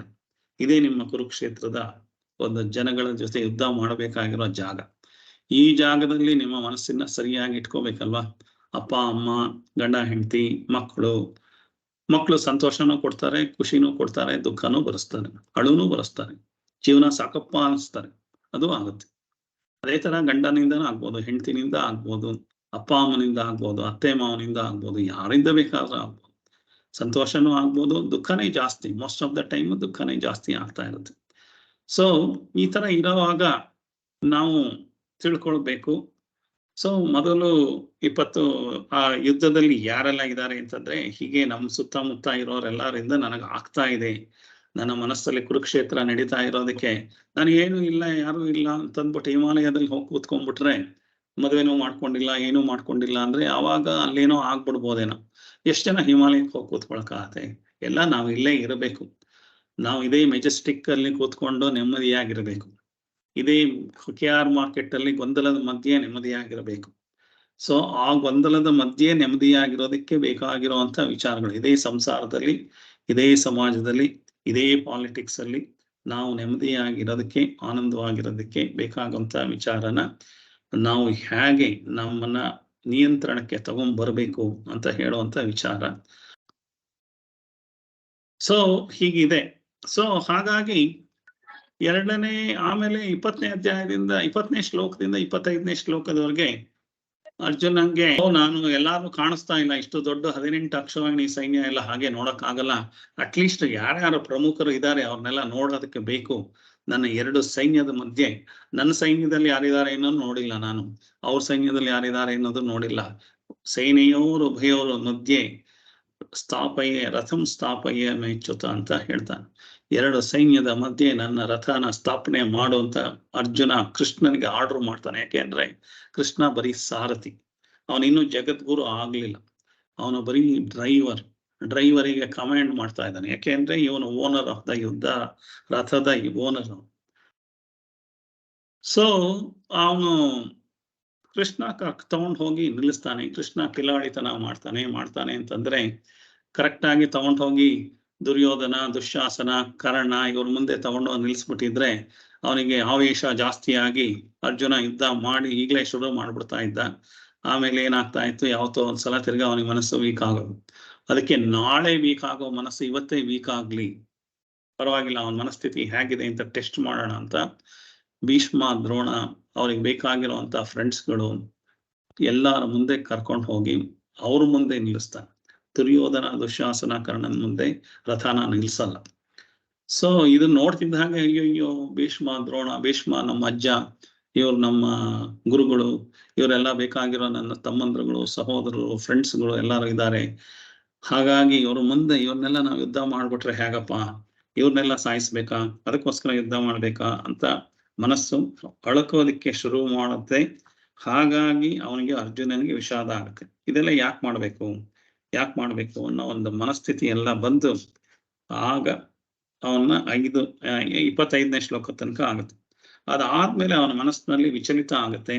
ಆಮೇಲೆ 28ನೇ ಶ್ಲೋಕ ತನಕ ಅವನಿಗೆ ಮನಸ್ಸು ದ್ವಂದ್ವಕ್ಕೆ ಆಗಿ ಯುದ್ಧ ಮಾಡ್ಬೇಕಾ ಬೇಡವಾ, ಇವ್ರನ್ನೆಲ್ಲ ಸಾಯಿಸ್ಬೇಕಾ ಮಾಡ್ಬೇಕಾ, ಯಾಕೆ ಮಾಡ್ಬೇಕು, ಇದೆಲ್ಲ ಇಷ್ಟೆಲ್ಲ ಸಾಧನೆ ಮಾಡಿ ದೊಡ್ಡ ರಾಜ್ಯ ತಗೊಂಡು ಏನಾಗ್ಬೇಕು, ಅದು ಇದು ಅಂತ ಅವನಿಗೆ ಏನಾಗುತ್ತೆ, ಫಸ್ಟ್ ಅಟ್ಯಾಚ್ಮೆಂಟ್, ಅದಕ್ಕೆ ರಾಗ ಅಂತ. ಅವನಿಗೆ ಅಲ್ಲಿ ತನಕ ಇದ್ದಿದ್ದ ಧೈರ್ಯ ಯಾಕೆ ಹೊಟ್ಟೋಯ್ತು, ದುರ್ಯೋಧನ ಅವ್ರು ನೋಡಿದ್ರೆ ಸಿಟ್ಟಾರು ಬರ್ತಿತ್ತು. ಭೀಷ್ಮ, ದ್ರೋಣನ್ ನೋಡಿದ್ರಿಂದ ಅಟ್ಯಾಚ್ಮೆಂಟ್ ಜಾಸ್ತಿ ಇತ್ತು. ಅಟ್ಯಾಚ್ಮೆಂಟ್ ಇಂದ ಇವ್ರನ್ನೆಲ್ಲ ಕೊಂದ್ಬಿಟ್ಟು ನಾನು ಬದುಕಬೇಕಲ್ಲ, ಇವ್ರ ಇಲ್ದಲೆ ನಾನು ಹೆಂಗ್ ಬದುಕೋದು ಅಂತ ಅಂದ್ಬಿಟ್ಟು ಅಟ್ಯಾಚ್ಮೆಂಟ್ ಇಂದ ಅವನ ಮನಸ್ಸು ವಿಹ್ವಲ ಆಯ್ತು. ಅವನ ಮನಸ್ಸು ಹೊಯ್ದಾಟಕ್ಕೆ ಶುರುವಾಯ್ತು. ಅದಾದ್ಮೇಲೆ ಅವನಿಗೆ ಶೋಕ, ಅಯ್ಯೋ ಇನ್ನೂ ಸತ್ತಿಲ್ಲ ಭೀಷ್ಮ, ದ್ರೋಣ ಅವರೆಲ್ಲರೂ ಸತ್ತಿಲ್ಲ, ನಾನು ಇವ್ರನ್ನೆಲ್ಲ ಸಾಯಿಸ್ಬಿಡ್ತೀನಲ್ಲ, ಸತ್ತೋಗ್ಬಿಟ್ಟ ಮೇಲೆ ಹೇಗಿರುತ್ತೆ ಪ್ರಪಂಚ, ನಮ್ಮ ಎಲ್ಲಾ ಕಷ್ಟಗಳು ಹಾಗೇನೆ. ಇನ್ನು ಕಷ್ಟ ಬರಕ್ ಮುಂಚೆನೆ ಕಷ್ಟದ ಬಗ್ಗೆ ತುಂಬಾ ಯೋಚನೆ ಮಾಡ್ಬಿಟ್ಟು ಈಗಲೇ ದುಃಖದಲ್ಲಿ ಕಣ್ಣೀರಲ್ಲಿ ಕೈ ತೊಳಿತಾ ಇರ್ತೀವಿ. ನಮ್ಮಲ್ಲಿ ಬರೋವಂಥ, ನಮ್ಮ ಭಯದಲ್ಲಿ ಬರ್ತಾ ಇರೋ 100 ಕಷ್ಟಗಳಲ್ಲಿ ಒಂದು ಕಷ್ಟನೂ ನಮ್ಗೆ ನಿಜವಾಗಿ ಬರಲ್ಲ. 99 ಕಷ್ಟಗಳು ನಮ್ಗೆ ಸುಮ್ಮನೆ ನಾವೇ ಇಮ್ಯಾಜಿನೇಷನ್ ಮಾಡಿ ನಮ್ಗೆ ನಾವೇ ಪನಿಷ್ಮೆಂಟ್ ಮಾಡ್ಕೊಳ್ತಾ ಇರೋದು. ಅದೇ ತರ ಅರ್ಜುನನೂ ಭೀಷ್ಮ, ದ್ರೋಣ ಇವ್ರನ್ನೆಲ್ಲ ಕೊಂದು ಬಿಡ್ತೀನಲ್ಲ, ಇವರೆಲ್ಲ ಇಲ್ದಲೇ ಇದ್ರೆ ಪ್ರಪಂಚ ಹೇಗಿರುತ್ತೆ, ನಾನು ಇರ್ಬೇಕಾಗಿರೋ ರಾಜ್ಯ ಹೇಗಿರುತ್ತೆ, ನನ್ನ ಮನಸ್ಥಿತಿ ಹೇಗಿರುತ್ತೆ ಅಂತ ಎಲ್ಲ ಯೋಚನೆ ಮಾಡ್ಕೊಂಡು ಮೊದಲು ಅಟ್ಯಾಚ್ಮೆಂಟ್, ನಮಗೂ ಹಾಗೆ ಯಾತ್ರ ಬಗ್ಗೆನೂ ಅಟ್ಯಾಚ್ಮೆಂಟ್ ಇಲ್ದಲೇ ಇದ್ರೆ ನನಗೆ ಮನಸ್ಸೇ ವಿಹ್ವಲ ಆಗಲ್ಲ. ಅಟ್ಯಾಚ್ಮೆಂಟ್ ಇರೋದ್ರಿಂದಾನೇ ನನಗೆ ಎಲ್ಲಾದ್ರ ಬಗ್ಗೆನೂ ಅಟ್ಯಾಚ್ಮೆಂಟ್ ಇರೋದ್ರಿಂದ, ನನಗೆ ಅಟ್ಯಾಚ್ಮೆಂಟ್ ಇಲ್ದಲೇ ಇರೋದು, ಏನಾದ್ರೂ ಆದ್ರೆ ನಮ್ಗೇನು ಆಗಲ್ಲ. ಫಾರ್ ಎಕ್ಸಾಂಪಲ್, ನಿಮ್ಮ ಹತ್ರ ಕಂಪ್ಯೂಟರೇ ಇಲ್ಲ, ಅವ್ರು ಯಾರೋ ಕಂಪ್ಯೂಟರು ಡ್ಯಾಮೇಜ್ ಆಯ್ತು, ಕ್ರ್ಯಾಶ್ ಆಗೋಯ್ತು, ಲಾಸ್ ಆಗೋಯ್ತು, ಕಳ್ತನ ಆಯ್ತು ಅಂತಂದ್ರೆ ನಿಮ್ಗೆ ಏನು ಆಗಲ್ಲ. ಯಾಕೆ ನಿಮ್ಮ ಹತ್ರ ಕಂಪ್ಯೂಟರ್ ಇಲ್ಲ, ನಿಮ್ಗೆ ಅದ್ರ ಬಗ್ಗೆ ಅಟ್ಯಾಚ್ಮೆಂಟೇ ಇಲ್ಲ. ಹಾಗಾಗಿ ಅವ್ರು ಹೇಳ್ಕೊತಾ ಇದ್ರು ಪಕ್ಕದಲ್ಲಿ, ನಿಮ್ಗೆ ಏನು ಆಗಲ್ಲ. ಸೊ ಅದನ್ನ ಅಹಂಕಾರ ಮತ್ತು ಮಮಕಾರ ಅಂತ. ಅರ್ಜುನನಿಗೆ ಅಹಂಕಾರ ಅಂದ್ರೆ ನಾನು ನಂದು ಅಂತ ಏನ್ ಹೇಳ್ತಾ ಇದೀವಿ, ಆ ಅಹಂಕಾರ ಮಮಕಾರ ಅರ್ಜುನನಿಗೆ ಮಾತ್ರ ಅಲ್ಲ, ನಮ್ಗೆಲ್ಲಾರ್ಗೂ ಇದೆ. ನಾನು ನನ್ನದು ಇವೆರಡೇ ನನಗೆ ತೊಂದರೆ ಕೊಡ್ತಾ ಇರುವಂತ ವಿಚಾರಗಳು. ನಾನು ನಂದಕ್ಕೆ ಏನಾದ್ರು ಡ್ಯಾಮೇಜ್ ಆದ್ರೆ ನಂದು ಅಂತ ಹೇಳೋದೆಲ್ಲ ಅಟ್ಯಾಚ್ ಮಾಡ್ಕೊಂಡಿದ್ದೀನಿ. ನಾನು ಅನ್ನೋದೆಲ್ಲ ಅಹಂಕಾರದಲ್ಲಿದೆ. ಈ ಅಹಂಕಾರ ಮತ್ತೆ ಮಮಕಾರ ಇವೆರಡರಿಂದನೇ ನಮಗ್ ತೊಂದರೆ ಬರ್ತಾ ಇದೆ ಹೊರತು ಬೇರೆ ಇನ್ಯಾತ್ರಿಂದನೂ ತೊಂದರೆ ಬರ್ತಾ ಇಲ್ಲ. ಅರ್ಜುನನಿಗೆ ಆಗಿದ್ದು ಹಾಗೇನೆ. ಭೀಷ್ಮ, ದ್ರೋಣ ನಮ್ಮವರು ಅಂತ ಅಟ್ಯಾಚ್ಮೆಂಟ್ ಇಟ್ಕೊಂಡು ಅವ್ರಿಲ್ದಲೇ ಆಗಿರೋದ್ರಿಂದ ನಮ್ಗೆ ಆಗತ್ತಲ್ಲ ಅಂತ ಅಂದ್ಬಿಟ್ಟು ಹಾಗೆ ಸಂಕಟ ಆಗುತ್ತೆ. ಹಾಗಾದ್ಮೇಲೆ ದುಃಖ ಆದ್ಮೇಲೆ ಏನಾಗುತ್ತೆ, ನಮಗೂ ಅಷ್ಟೇ ಈ ತರ ಇಮ್ಯಾಜಿನೇಷನ್ ಅಲ್ಲಿ ಕಷ್ಟಗಳೆಲ್ಲ ಇಮ್ಯಾಜಿನ್ ಮಾಡ್ಕೊಂಡು ದುಃಖ ಮಾಡಿ ಅಳ್ತಾ ಕೂತ್ಕೊಂಡು ತಿಂಡಿ ಮಾಡಿದ್ರೆ ತಿಂದನೇನೆ ಅವ್ರ ಹತ್ರ ಯಾರ ಹತ್ರನೋ ಗೋಳ್ ಹೇಳ್ಕೊಂಡು ಮಾಡ್ಕೊಂಡು ಸಾಯಂಕಾಲ ತನಕ ಸ್ನಾನನೂ ಮಾಡ್ದಲೇನೆ ತಲೆನೂ ಕೆದರ್ಕೊಂಡು ಎಲ್ಲ ಆದ್ಮೇಲೆ ನನಗೆ ತುಂಬಾ ಬುದ್ಧಿವಂತ ಆದ್ರೂ ನನಗೆ ಯಾವುದೇ ಡಿಸಿಷನ್ ಮಾಡಕ್ ಆಗ್ದಲೇನೆ ಭ್ರಾಂತಿಗೊಳಗಾಗಿ ನಾನು ಮಾಡ್ಬೇಕಾ ಬಿಡ್ಬೇಕಾ, ಹಾಗಿರ್ಬೇಕಾ ಹೀಗಿರ್ಬೇಕಾ ಅಂತ ಯಾರ್ಯಾರನ್ನೋ ಫೋನ್ ಮಾಡಿ ಕೇಳಿ ತಿಳ್ಕೊಂಡು ಕೊನೆಗೆ ಏನು ಮಾಡಕ್ ಆಗ್ದಲೆ ಇವತ್ತೇನು ಮಾಡಕ್ ಆಗಲ್ಲಪ್ಪ, ಊಟನೂ ಬೇಡ ತಿಂಡಿನೂ ಬೇಡ ಅಂತ ಮಲಕೊಂಡ್ಬಿಡ್ತೀವಿ. ತಿರ್ಗಾ ಒಂದ್ 3-4 ದಿವಸ ಅದೇ ಯೋಚನೆಯಲ್ಲಿದ್ದು ತಿರ್ಗಾ ಯಾವತ್ತೋ ಒಂದ್ಸಲ ಸರಿ ಹೋಗುತ್ತೆ, ತಿರ್ಗಾ ಹೇಳ್ತೀವಿ. ಆತರ ಅರ್ಜುನನ್ಗೂ ಆತರ ಭ್ರಾಂತಿಯಾಗಿ ನಾ ಯುದ್ಧ ಮಾಡ್ಬೇಕಾ ಬಿಡ್ಬೇಕಾ ಅಂತೆಲ್ಲ ಹೊಯ್ದಾಟ ಆಗಿ ನಾ ಯುದ್ಧ ಮಾಡಲ್ಲ ಅಂತ ಅಂದ್ಬಿಟ್ಟು ರಥದಲ್ಲಿ ಹೋಗಿ ಒಂದ್ ಮೂಲೆಯಲ್ಲಿ ಕೂತ್ಕೊಂಡ್ಬಿಡ್ತಾನೆ. ಅವನ ಕ್ಷತ್ರಿಯ ಯುದ್ಧ ಮಾಡ್ಲೇಬೇಕು, ಧರ್ಮ ಸಂಸ್ಥಾಪನೆ ಮಾಡೋದಕ್ಕೋಸ್ಕರನೇ ಅವನ ಕ್ಷತ್ರಿಯ ಧರ್ಮ ಇಟ್ಕೊಂಡಿದ್ದಾನೆ. ಅವರವ್ರ ಧರ್ಮ ಪಾಲನೆ ಮಾಡಬೇಕು. ಆ ಧರ್ಮ ಪಾಲನೆ ಮಾಡದಲ್ಲೇ ಇದ್ರೆ ಅದೇ ಅಧರ್ಮ ಆಗುತ್ತೆ, ಅದೇ ಪಾಪ, ಅದೇ ಆ ಪಾಪ ಬಂದು ಆ ಪಾಪದಿಂದ ಅವನು ಹಾಳಾಗುತ್ತೆ, ಮುಂದಿನ ಜನ್ಮಗಳಲ್ಲಿ ನಷ್ಟ ಅನುಭವಿಸ್ತಾನೆ. ಸೊ ಹಾಗಾಗಿ ಇದು ಮೊದಲನೇ ಅಧ್ಯಾಯದ ಇದಾದ್ರೆ ನಾವು ಸಾಮಾನ್ಯಕ್ಕೆ ನಿಮ್ಗೆ ಅರ್ಥ ಮಾಡ್ಕೋಬೇಕಾದ್ರೆ, ಸಾಮಾನ್ಯಕ್ಕೆ ನನಗೇನೋ ದೇಹದಲ್ಲಿ ತೊಂದರೆ ಇದೆ. ದೇಹದಲ್ಲಿ ತೊಂದರೆ ಇದ್ರೆ ನಾನು ಫಸ್ಟ್ ಏನ್ ಮಾಡ್ತೀನಿ ಅಂತಂದ್ರೆ, ಏನಿದೆ ಯಾಕೋ ಹೊಟ್ಟೆ ಗುಡುಗುಡು ಅಂತ ಇದೆ ಅಂತ ಅಂದ್ಬಿಟ್ಟು ಮೆಣಸಿನ್ಕಾಯಿ ಬಜ್ಜಿ ತಿಂದ್ಬಿಟ್ರೆ ಹೊಟ್ಟೆ ಗುಡುಗುಡು ಎಲ್ಲ ಕಡಿಮೆ ಆಗ್ಬಿಡುತ್ತೆ.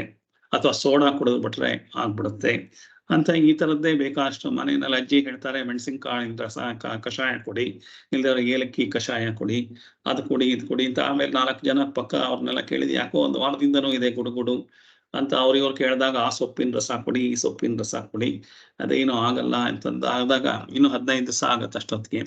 ಯಾಕೆಂದ್ರೆ ಮೆಡಿಕೇಶನ್ ಮಾಡ್ಕೋತಾ ಇದ್ದೀನಿ ಫಸ್ಟ್. ಅದಾಗಿ ನನಗೆ ನಾನೇ ಮಾಡ್ಕೊಂಡಾಯ್ತು. ಆಮೇಲೆ ಅವ್ರಿವ್ರನ್ನ ಕೇಳ್ತಾ ಇದ್ದೀನಿ.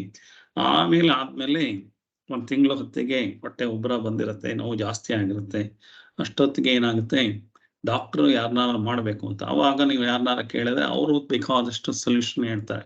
ನೀವು ಆಯುರ್ವೇದಕ್ಕೆ ಹೋಗ್ಬಿಡಿ, ಹೋಮಿಯೋಪತಿಗೆ ಹೋಗ್ಬಿಡಿ, ಇಂಗ್ಲಿಷ್ ಮೆಡಿಸಿನ್ ಹತ್ರ ಹೋಗ್ಬಿಡಿ, ಇಲ್ದವ್ರೆ ನಾಟಿ ವೈದ್ಯ ಮಾಡ್ಕೊಂಬಿಡಿ, ಇಲ್ದವ್ರೆ ಹೋಮ್ ಮೆಡಿಸಿನ್ ಮಾಡ್ಕೊಳ್ಳಿ ಅಂತ ಎಲ್ಲ ಬೇಕಾಗ್ತದೆ. ನೀವು ಹೊರಗಡೆ ಕೇಳಿದ್ರೆ ಅವ್ರು ಸಜೆಷನ್ ಕೊಟ್ಟೆ ಕೊಡ್ತಾರೆ. ನೀವು ಕೇಳ್ತಾ ಇರೋದು ನಮ್ ತಪ್ಪ ಅಥವಾ ನಮ್ಗೆ ಯಾವ್ದು ಬೇಕು ಅಂತ ನಮ್ಗೆ ಡಿಸೈಡ್ ಮಾಡ್ಕೊಳ್ಳೋದು. ಯಾರ್ಯಾರೋ ಕೇಳಿದ್ದು ಎಲ್ಲದನ್ನು ಮಾಡಿದ್ರೆ ನಿಮ್ಗೆ ಏನೋ ಬದಲ ಆಗ್ಬೋದು. ಸೊ ಇಲ್ದೆ ಇನ್ ಕೆಲವ್ರು ಹೇಳ್ತಾರೆ, ನಿಮ್ಗೆ ದೆವ್ವಭೂತ ಇರ್ಬೇಕು, ಯಾವ್ದಾರು ಮಾಟ ಮಂತ್ರ ಇರ್ಬೇಕು, ಯಾರೋ ನಿಮ್ಗೆ ಮಾಟ ಮಾಡಿಸಿರ್ಬೇಕು, ಅದಕ್ಕೆ ಅಲ್ಲಿ ಹೋಗಿ ಮಾಡಿ ಅಂತಾರೆ. ಇನ್ ಕೆಲವ್ರು ನಿಮ್ಗೆ ಯಾವ್ದೋ ಶನಿ ಕಾಟ ಇರ್ಬೇಕು, ಅಲ್ಲಿ ಹೋಗಿ ಮಾಡಿಸಿ ಅಂತ. ಪ್ರಾಬ್ಲಮ್ ಇರೋದು ಹೊಟ್ಟೆ ನೋವು. ಆದ್ರೆ ನಿಮ್ಗೆ ಸಜೆಷನ್ಗಳು ಇಷ್ಟು ಬರುತ್ತೆ. ನೀವು ಯಾವ್ದೋ ಸಜೆಷನ್ ನಂಬ್ಕೊಂಡು ಆ ಡೈರೆಕ್ಷನ್ ಹೋಗ್ತೀರಾ. ಏನಾಗುತ್ತೆ ಅಂದ್ರೆ 5 ಕಿಲೋಮೀಟರ್ ಆ ಡೈರೆಕ್ಷನ್ ಅಲ್ಲಿ ಹೋಗ್ತೀವಿ, ಅಲ್ಲೇನು ಉತ್ತರ ಇಲ್ಲ ಅಂತ ತಿರ್ಗಾ ವಾಪಸ್ 0ಗೆ ಬರ್ತೀವಿ. ಇನ್ನೊಂದು 5 ಕಿಲೋಮೀಟರ್ ಇನ್ನೊಂದು ಡೈರೆಕ್ಷನ್ ಅಲ್ಲಿ ಹೋಗ್ತೀವಿ, ತಿರ್ಗಾ ವಾಪಸ್ 0 ಬರ್ತೀವಿ. ಹಾಗೆ ನಾವು 12 ಡೈರೆಕ್ಷನ್ ಹೋಗ್ಬಿಟ್ಟು 12 ಡೈರೆಕ್ಷನ್ ಅಲ್ಲಿ ವಾಪಸ್ ಬಂದ್ರೆ 120 ಕಿಲೋಮೀಟರ್ ಪ್ರಯಾಣ ಮಾಡಿದೀವಿ. 5 ಕಿಲೋಮೀಟರ್ ಹೋಗೋದು, 5 ಕಿಲೋಮೀಟರ್ ವಾಪಸ್ ಬರೋದು. ಆಮೇಲೆ ನೋಡಿದ್ರೆ ಅಲ್ಲೇ 0ದಲ್ಲೇ ನಿಂತಿದೀವಿ. ಅಲ್ಲಪ್ಪ 120 ಕಿಲೋಮೀಟರ್ ಪ್ರಯಾಣ ಮಾಡಿದ್ರಪ್ಪ, ಆದ್ರೆ ಇರೋದು 0ದಲ್ಲೇ ಇದ್ದೀರಲ್ವಾ. ನಿಮ್ಗೆ ಯಾವ ಡೈರೆಕ್ಷನ್ ಹೋಗ್ಬೇಕು ಅಂತ ಗೊತ್ತಾಗ್ದಲೇ ಇರೋದ್ರಿಂದ ನೀವು ಅಲ್ಲೇ ಇದ್ದೀರಾ 0ದಲ್ಲೇ. 120 ಕಿಲೋಮೀಟರ್ ಅಂದ್ರೆ 120 ವರ್ಷ ನೀವು ಪ್ರಯಾಣ ಮಾಡಿದ್ದೀರಾ, ಏನೂ ಆಗಿಲ್ಲ, ಅಲ್ಲೇ 0ದಲ್ಲೇ ಇದ್ದೀರಾ. 120 ಅಂದ್ರೆ ಒಂದು ಲೆಕ್ಕ, 120 ಕಿಲೋಮೀಟರ್ ಅಂತ. ಸೊ ಹಾಗೆ ವಾಪಸ್ಸು ಅಲ್ಲೇ ಬಂದಿರೋ ತರದಾದ್ರೆ ನಾವು ಮಾಡ್ತಾ ಇರೋದೆಲ್ಲ ಹಾಗೇನೆ. ಅಲ್ಲಿ ಹೋಗೋದು ತಿರ್ಗಾ ವಾಪಸ್ ಬರೋದು, ಅಲ್ಲಿ ಹೋಗೋದು ವಾಪಸ್ ಬರೋದು, ಇಲ್ಲಿ ಹೋಗೋದು ವಾಪಸ್ ಬರೋದು. ಯಾವುದಕ್ಕೆ ಡೈರೆಕ್ಷನ್ ಗೊತ್ತಿಲ್ಲದಲೆ ಹಿಂದೆ ಮುಂದೆ ಎಲ್ಲೂ ಹೋಗದಲೆ ಕೊನೆಗೆ 100 ವರ್ಷ ಆದ್ಮೇಲೆ ನೋಡಿದ್ರೆ 120 ವರ್ಷ ಆದ್ಮೇಲೆ ನಾವು ಅಲ್ಲೇ ನಿಂತಿದೀವಿ, ಎಲ್ಲೂ ಹೋಗೇ ಇಲ್ಲ. ನಮ್ಮ ಮನಸ್ಸಿನ ಸ್ಥಿತಿನಲ್ಲಿ, ನಮ್ಮ ಅಹಂಕಾರದಲ್ಲಿ, ನಮ್ಮ ಮಮಕಾರದಲ್ಲಿ ಅಲ್ಲೇ ಇದೀವಿ ಹೊರತು ಒಂದೇ 1 ಸೆಂಟಿಮೀಟರ್ ಮುಂದಕ್ಕೆ ಹೋಗಿಲ್ಲ. ಅದೇ 0ದಲ್ಲಿ ಹಾಗೆ ನಿಂತಿರ್ತೀವಿ. ಅದಕ್ಕೋಸ್ಕರ ಇದು ಬೇಕು. ಸೊ ಏನಾಗುತ್ತೆ, ಅಲ್ಲಿಗೆ ಏನಾಗುತ್ತೆ, ಮೊದಲು ನಾನೇ ಸ್ವಯಂ ವೈದ್ಯ ಮಾಡ್ಕೋತೀನಿ. ಆ ಸ್ವಯಂ ವೈದ್ಯ ಮಾಡ್ಕೊಂಡಾದ್ಮೇಲೆ ಆಗ್ಲಿಲ್ಲ ಅಂತ ಅಂದ್ಬಿಟ್ಟು ಬೇರೆ ವೈದ್ಯರುಗಳು ಅಂದ್ರೆ ಬೇರೆ ಬೇರೆ ತರ ಎಲ್ಲಾರ ಹತ್ರನು ಹೋಗ್ಬೋದು.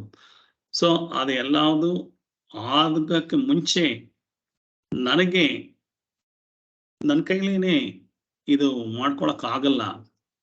ಕಾಯಿಲೆನ ವಾಸಿ ಮಾಡ್ಕೊಳ್ಳೋದಕ್ಕೆ ಬೇರೆ ಯಾರ್ದಾರ ಸಹಾಯ ಬೇಕು.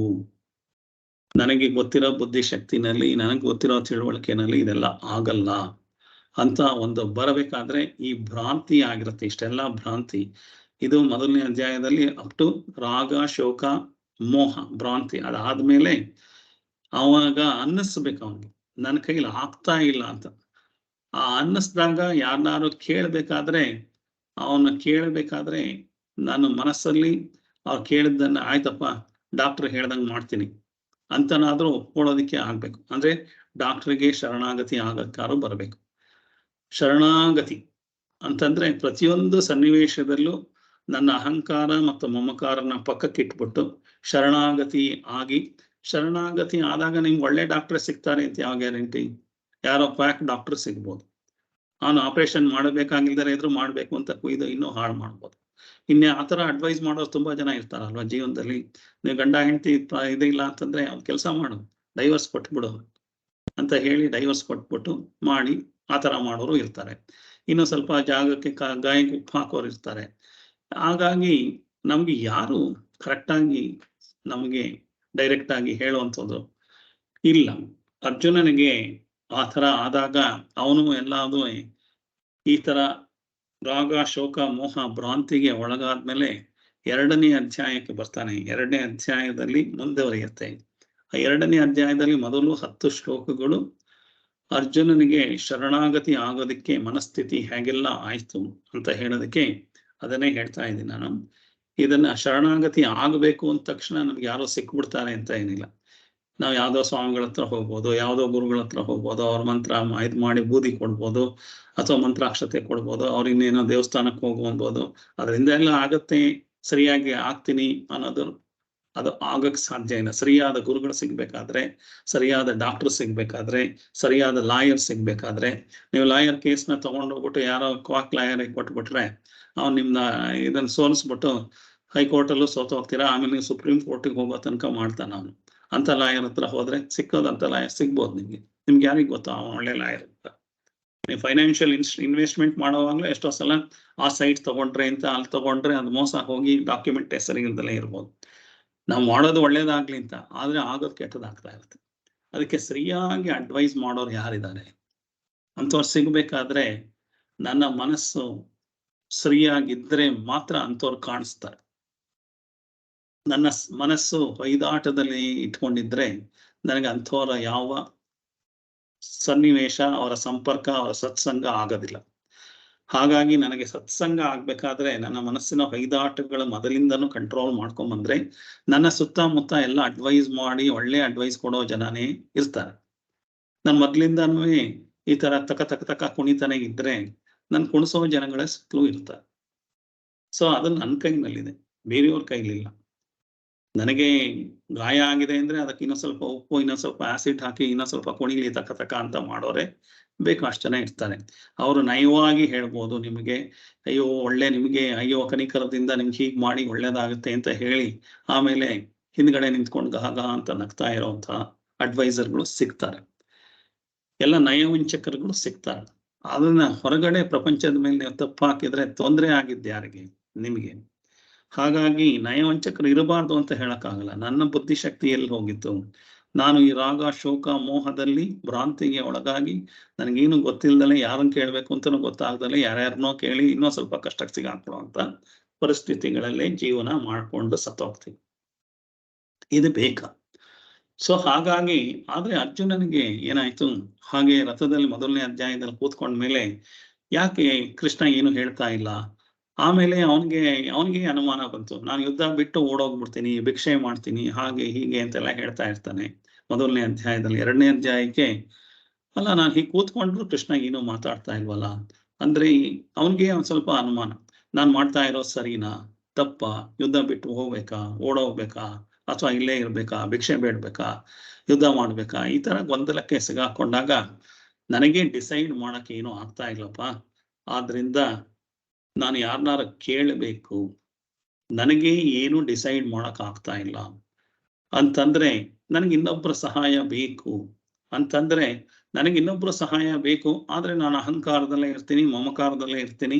ನನಗೆ ಯಾರ ಒಂದು ಸಹಾಯ ಮಾಡಬೇಕು, ನನಗೆ ಬೇಕಾಗೋ ತರ ಮಾಡಬೇಕು ಅಂತ ನನ್ನ ಹಠದಲ್ಲಿ ನಾನಿದ್ರೆ ಆಗಲ್ಲ. ನನಗೆ ನಿಜವಾಗ್ಲೂ ಬೇರೆಯವರಿಂದ ಸಹಾಯ ಬೇಕು ಅಂದ್ರೆ ನಾನು ಶರಣಾಗತಿಗೆ ಬರಬೇಕು.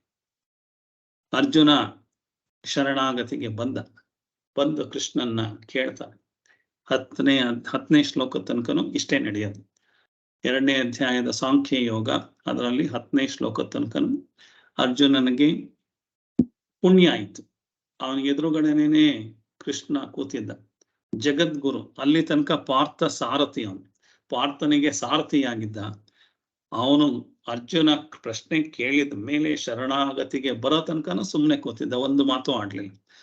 ಹಾಗೆ ನಮ್ಮ ಜೀವನದಲ್ಲೂ ನಮಗೆ ಬೇಕಾದಷ್ಟು ಕಷ್ಟಗಳಿದ್ರು ನೋಡಿದವ್ರು ಸುಮ್ನೆ ಬಂದು ಅಡ್ವೈಸ್ ಮಾಡಕ್ಕಾಗಲ್ಲ. ಅವ್ರು ಅಡ್ವೈಸ್ ಮಾಡಿದ್ದೆಲ್ಲ ಇಲ್ಲೆಲ್ಲ ಹೋಗ್ಬಿಡುತ್ತೆ. ನನಗೆ ಅಹಂಕಾರ ಇರೋದ್ರಿಂದ ಅವ್ರ ಅಡ್ವೈಸ್ನ ತಗೊಳ್ಳೋದು ಇಲ್ಲ. ಅಕಸ್ಮಾತ್ ತಗೊಂಡ್ರು ಕೆಲವು ಸಲ ಕೆಟ್ಟ ಅಡ್ವೈಸ್ಗಳು ಬಂದು ಹಾಳಾಗಿದ್ರು. ಹಾಗಾಗಿ ನಾನು ಮನಃಪೂರ್ವಕವಾಗಿ ಶರಣಾಗತಿಗೆ ಬಂದಾಗ ಒಳ್ಳೆಯವ್ರು ಸಿಗ್ತಾರೆ. ಸಿಕ್ಕಿದಾಗ ನಮ್ಗೆ ಆಗ್ಬೋದು. ಒಳ್ಳೆಯವ್ರು ಸಿಗ್ತಾರೆ ಅನ್ನೋದು ನೀವು ಮಾಡಿರೋ ಪುಣ್ಯ, ನಿಮ್ಗೆ ಮೊದ್ಲಿಂದ ಬೆಳೆಸ್ಕೊಂಡಿರುವಂತ ಒಂದು ಸನ್ನಿವೇಶಗಳು ಆ ಥರದಿಂದ ಆಗುತ್ತೆ. ಸೊ ಒಳ್ಳೆಯದು ಕಾಣಿಸ್ಬೇಕಾದ್ರೂ ನಮ್ಮಲ್ಲಿ ನಮ್ಗೆ ಪುಣ್ಯದ ಒಂದು ಇದಿರ್ಬೇಕು, ಪೂರ್ವ ಜನ್ಮದ ಸುಕೃತ ಬೇಕು. ಎಲ್ರಿಗೂ ಒಳ್ಳೇದು ಕಾಣಿಸಲ್ಲ. ಒಳ್ಳೇದು ಕಾಣಿಸೋದಕ್ಕೂ ನಾವು ಪುಣ್ಯ ಮಾಡಿರ್ಬೇಕು. ನಮ್ಮ ಎದುರುಗಡೆನೆ ಎಲ್ಲಾವುದು ಇರುತ್ತೆ. ಕೆಲವರಿಗೆ ಒಳ್ಳೇದು ಕಾಣಿಸುತ್ತೆ, ಕೆಲವರಿಗೆ ಬರೀ ಕೆಟ್ಟದೇ ಕಾಣಿಸುತ್ತೆ. ಸೊ ಹಾಗೆ ಇರುವಾಗ ಅರ್ಜುನನಿಗೆ ಎದುರುಗಡೆನೆ ಇದ್ದ, ಅವನ ಕಾಲ್ ಹತ್ರನೇ ರಥದ ಸಾರಥಿ ಕೂತಿದ್ದ, ಮೇಲೆ ಇದ್ದಾನೆ ಕೆಳಗಿದ್ದಾನೆ. ಸೊ ಅವನು ಶರಣಾಗ್ತಾನೆ. ನಿಮಗೆ ಯಾರಿದ್ದಾರೆ? ಅರ್ಜುನನ್ಗೆ ಅಂದ್ರೆ ಅಲ್ಲೇ ತಕ್ಷಣ ಕೃಷ್ಣ ಸಿಕ್ದ, ಅವನಿಗೆ ಉಪದೇಶ ಮಾಡ್ದ. ನಿಮಗೆ ಯಾರು ಉಪದೇಶ ಮಾಡ್ತಾರೆ? ನಮ್ ಕಷ್ಟದಲ್ಲಿದ್ದಾಗ ಯಾರು ಉಪದೇಶ ಮಾಡ್ತಾರೆ?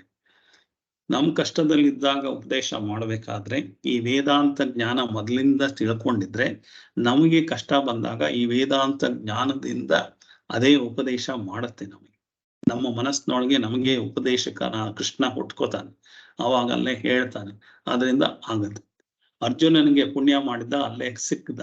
ನಮಗೂ ವೇದಾಂತದ ಅಧ್ಯಯನ ಮಾಡಿದ್ರೆ, ಈ ಒಂದು ಇದನ್ನ ಮಾಡೋದ್ರಿಂದ ನಮಗೆ ಬೇಕಾಗುವ ಜ್ಞಾನ ನಮಗೆ ತಕ್ಷಣ ಸಿಕ್ಕಿ ಜೀವನ ಸುಗಮ ಆಗಿ ಕಷ್ಟಕ್ಕೆ ಸಿಗಹಾಕೊಳ್ಳದಲ್ಲೇನೆ ಆನಂದದಲ್ಲೇ ಕಂಟಿನ್ಯೂಸ್ ಆಗಿ ಜೀವನ ಮಾಡಬಹುದು ಅಂತ ಹೇಳೋದು 2ನೇ ಅಧ್ಯಾಯದ 10ನೇ ಶ್ಲೋಕ ತನಕ ಇದೆ.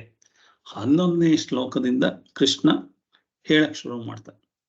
ಸೊ ನೆಕ್ಸ್ಟ್ ತರಗತಿನಲ್ಲಿ 2ನೇ ಅಧ್ಯಾಯದ 11ನೇ ಶ್ಲೋಕದಿಂದ ಅದೆಲ್ಲ ಶ್ಲೋಕಗಳು ಬಹಳ ಇಂಪಾರ್ಟೆಂಟ್ ಇದೆ. ಕೆಲವೆಲ್ಲ ಶ್ಲೋಕಗಳನ್ನ ಹೇಳೋಣ, ಅದಕ್ಕೆ ಆ ಗೂಢಾರ್ಥ ಅಥವಾ ಅದ್ರ ಹಿಂದೆ ಏನ್ ಅರ್ಥ ಇದೆ ಅದನ್ನೆಲ್ಲ ತಿಳ್ಕೊಳ್ತಾ ಹೋಗೋಣ. ಸೊ ಈಗ 2ನೇ ಅಧ್ಯಾಯದ 10ನೇ ಶ್ಲೋಕ ತನಕ ಬಂದಿದ್ದೀವಿ. ಅಂದ್ರೆ 2ನೇ ಅಧ್ಯಾಯದ 10 ಶ್ಲೋಕಗಳಲ್ಲಿ ಅರ್ಜುನ ಹೇಗೆ ಶರಣಾಗತಿಗೆ ಬಂದ, ಅವನ ಮನಸ್ಸಿನ ವಿಹ್ವಲ ಪರಿಸ್ಥಿತಿನಲ್ಲಿ ಅವನಿಗೆ ಕನ್ಫ್ಯೂಷನ್ ಆಯ್ತು. ನಾನು ಹೀಗೆ ರಥದಲ್ಲಿ ಯುದ್ಧ ಬಿಟ್ಟು ಗಾಂಡೀವ ಬಿಟ್ಟು ಕುಸ್ದು ನೆಲದ ಮೇಲೆ ಕೂತು ಬಿಟ್ರೆ ನಾನ್ ಮಾಡ್ತಾ ಇರೋ ಸರಿನಾ ಅಂತ ಅವನಿಗೇನೆ ತಿರ್ಗಾ ಅನುಮಾನ. ಆ ಅನುಮಾನ ಗೊಂದಲ ಇದೆಲ್ಲ ಇರೋವಾಗ ನನ್ನ ಕೈಲೇ ಏನು ಡಿಸೈಡ್ ಮಾಡಕ್ ಆಗಲ್ಲಪ್ಪ ಅಂತ ಅವನಿಗೆ ಅನ್ಸಿ, ಯಾರಿಗೆ ಕೇಳೋದು? ಯುದ್ಧ ಭೂಮಿಯಲ್ಲಿ ಹೋಗಿ ಅವ್ರಿವ್ರನ್ನ ಕೇಳಕ್ ಆಗಲ್ಲ ಅಂತ ಅಂದ್ಬಿಟ್ಟು ಎದುರುಗಡೆ ಇದ್ದ ಕೃಷ್ಣನ್ನೇ ಕೇಳ್ತಾನೆ. ಅವಾಗ ಎದುರುಗಡೆ ಇದ್ದ ಪಾರ್ಥ ಸಾರಥಿ, ಪಾರ್ಥನಿಗೆ ರಥದ ಸಾರಥಿ ಆಗಿದ್ದವನು ಪಾರ್ಥ ಸಾರಥಿ ಒಂದೇ ಸಲ ಜಗದ್ಗುರು ಕೃಷ್ಣ ಆಗ್ತಾನೆ. ಜಗತ್ತಿಗೆ ಅವನು ಹೇಳುವಂತ ವೇದಾಂತದ ಗುರು ಆಗೋದ್ರಿಂದ ಕೃಷ್ಣ ಬಿಕಮ್ಸ್ ಜಗದ್ಗುರು. ಕೃಷ್ಣಂ ಒಂದೇ ಜಗದ್ಗುರು ಅಂತ ಹೇಳಿ ಇವತ್ತಿನ ಪಾಠ ಇಲ್ಲಿ ಮುಗಿಸ್ತಾ ಇದ್ದೀನಿ. ನೆಕ್ಸ್ಟ್ 11ನೇ ಶ್ಲೋಕದಿಂದ ಪೂರ್ತಿ ಡೀಟೇಲ್ ಆಗಿ ನೋಡ್ತಾ ಹೋಗೋಣ. ಸಾಂಖ್ಯ ಯೋಗ, ಅದ್ರ ಬಗ್ಗೆ ಡೀಟೇಲ್ ತಿಳ್ಕೊಂಡು 2ನೇ ಅಧ್ಯಾಯ ಏನು ಹೇಳುತ್ತೆ, ಅದರೊಳಗಡೆ ಏನೇನು ಸೂಕ್ಷ್ಮ ವಿಚಾರಗಳಿದೆ, ಅದರೊಳಗಡೆ ಅತಿ ಸೂಕ್ಷ್ಮವಾದ ವಿಚಾರ ಕಾಣಿಸದಲೇ ಇರೋ ವಿಚಾರಗಳು, ನೀವು ಬರೀ ಶ್ಲೋಕಗಳನ್ನ ಅರ್ಥ ಪುಸ್ತಕಗಳಲ್ಲಿ ಓದಿದ್ರೆ ಸಿಗದಲೇ ಇರೋಂಥ ವಿಚಾರಗಳನ್ನೆಲ್ಲ ನಾವು ಶ್ಲೋಕ ಬೇಕಾದ್ರೆ ಕೊಟೇಶನ್ ಮಾಡಿಕೊಂಡು ಮುಂದೆ ಹೋಗೋಣ. ಇವತ್ತಿಗೆ ನಿಲ್ಲಿಸ್ತಾ ಇದ್ದೀನಿ. ಧನ್ಯವಾದಗಳು. ಓಂ ಸರ್ವೇ ಭವಂತು ಸುಖಿನಃ, ಸರ್ವೇ ಸಂತು ನಿರಾಮಯಾಃ, ಸರ್ವೇ ಭದ್ರಾಣಿ ಪಶ್ಯಂತು, ಮಾ ಕಶ್ಚಿತ್ ದುಃಖ ಭಾಗ್ ಭವೇತ್. ಓಂ ಶಾಂತಿ ಶಾಂತಿ ಶಾಂತಿ. ಹರಿ ಓಂ. ಶ್ರೀ ಗುರುಭ್ಯೋ ನಮಃ. ಹರಿ ಓಂ.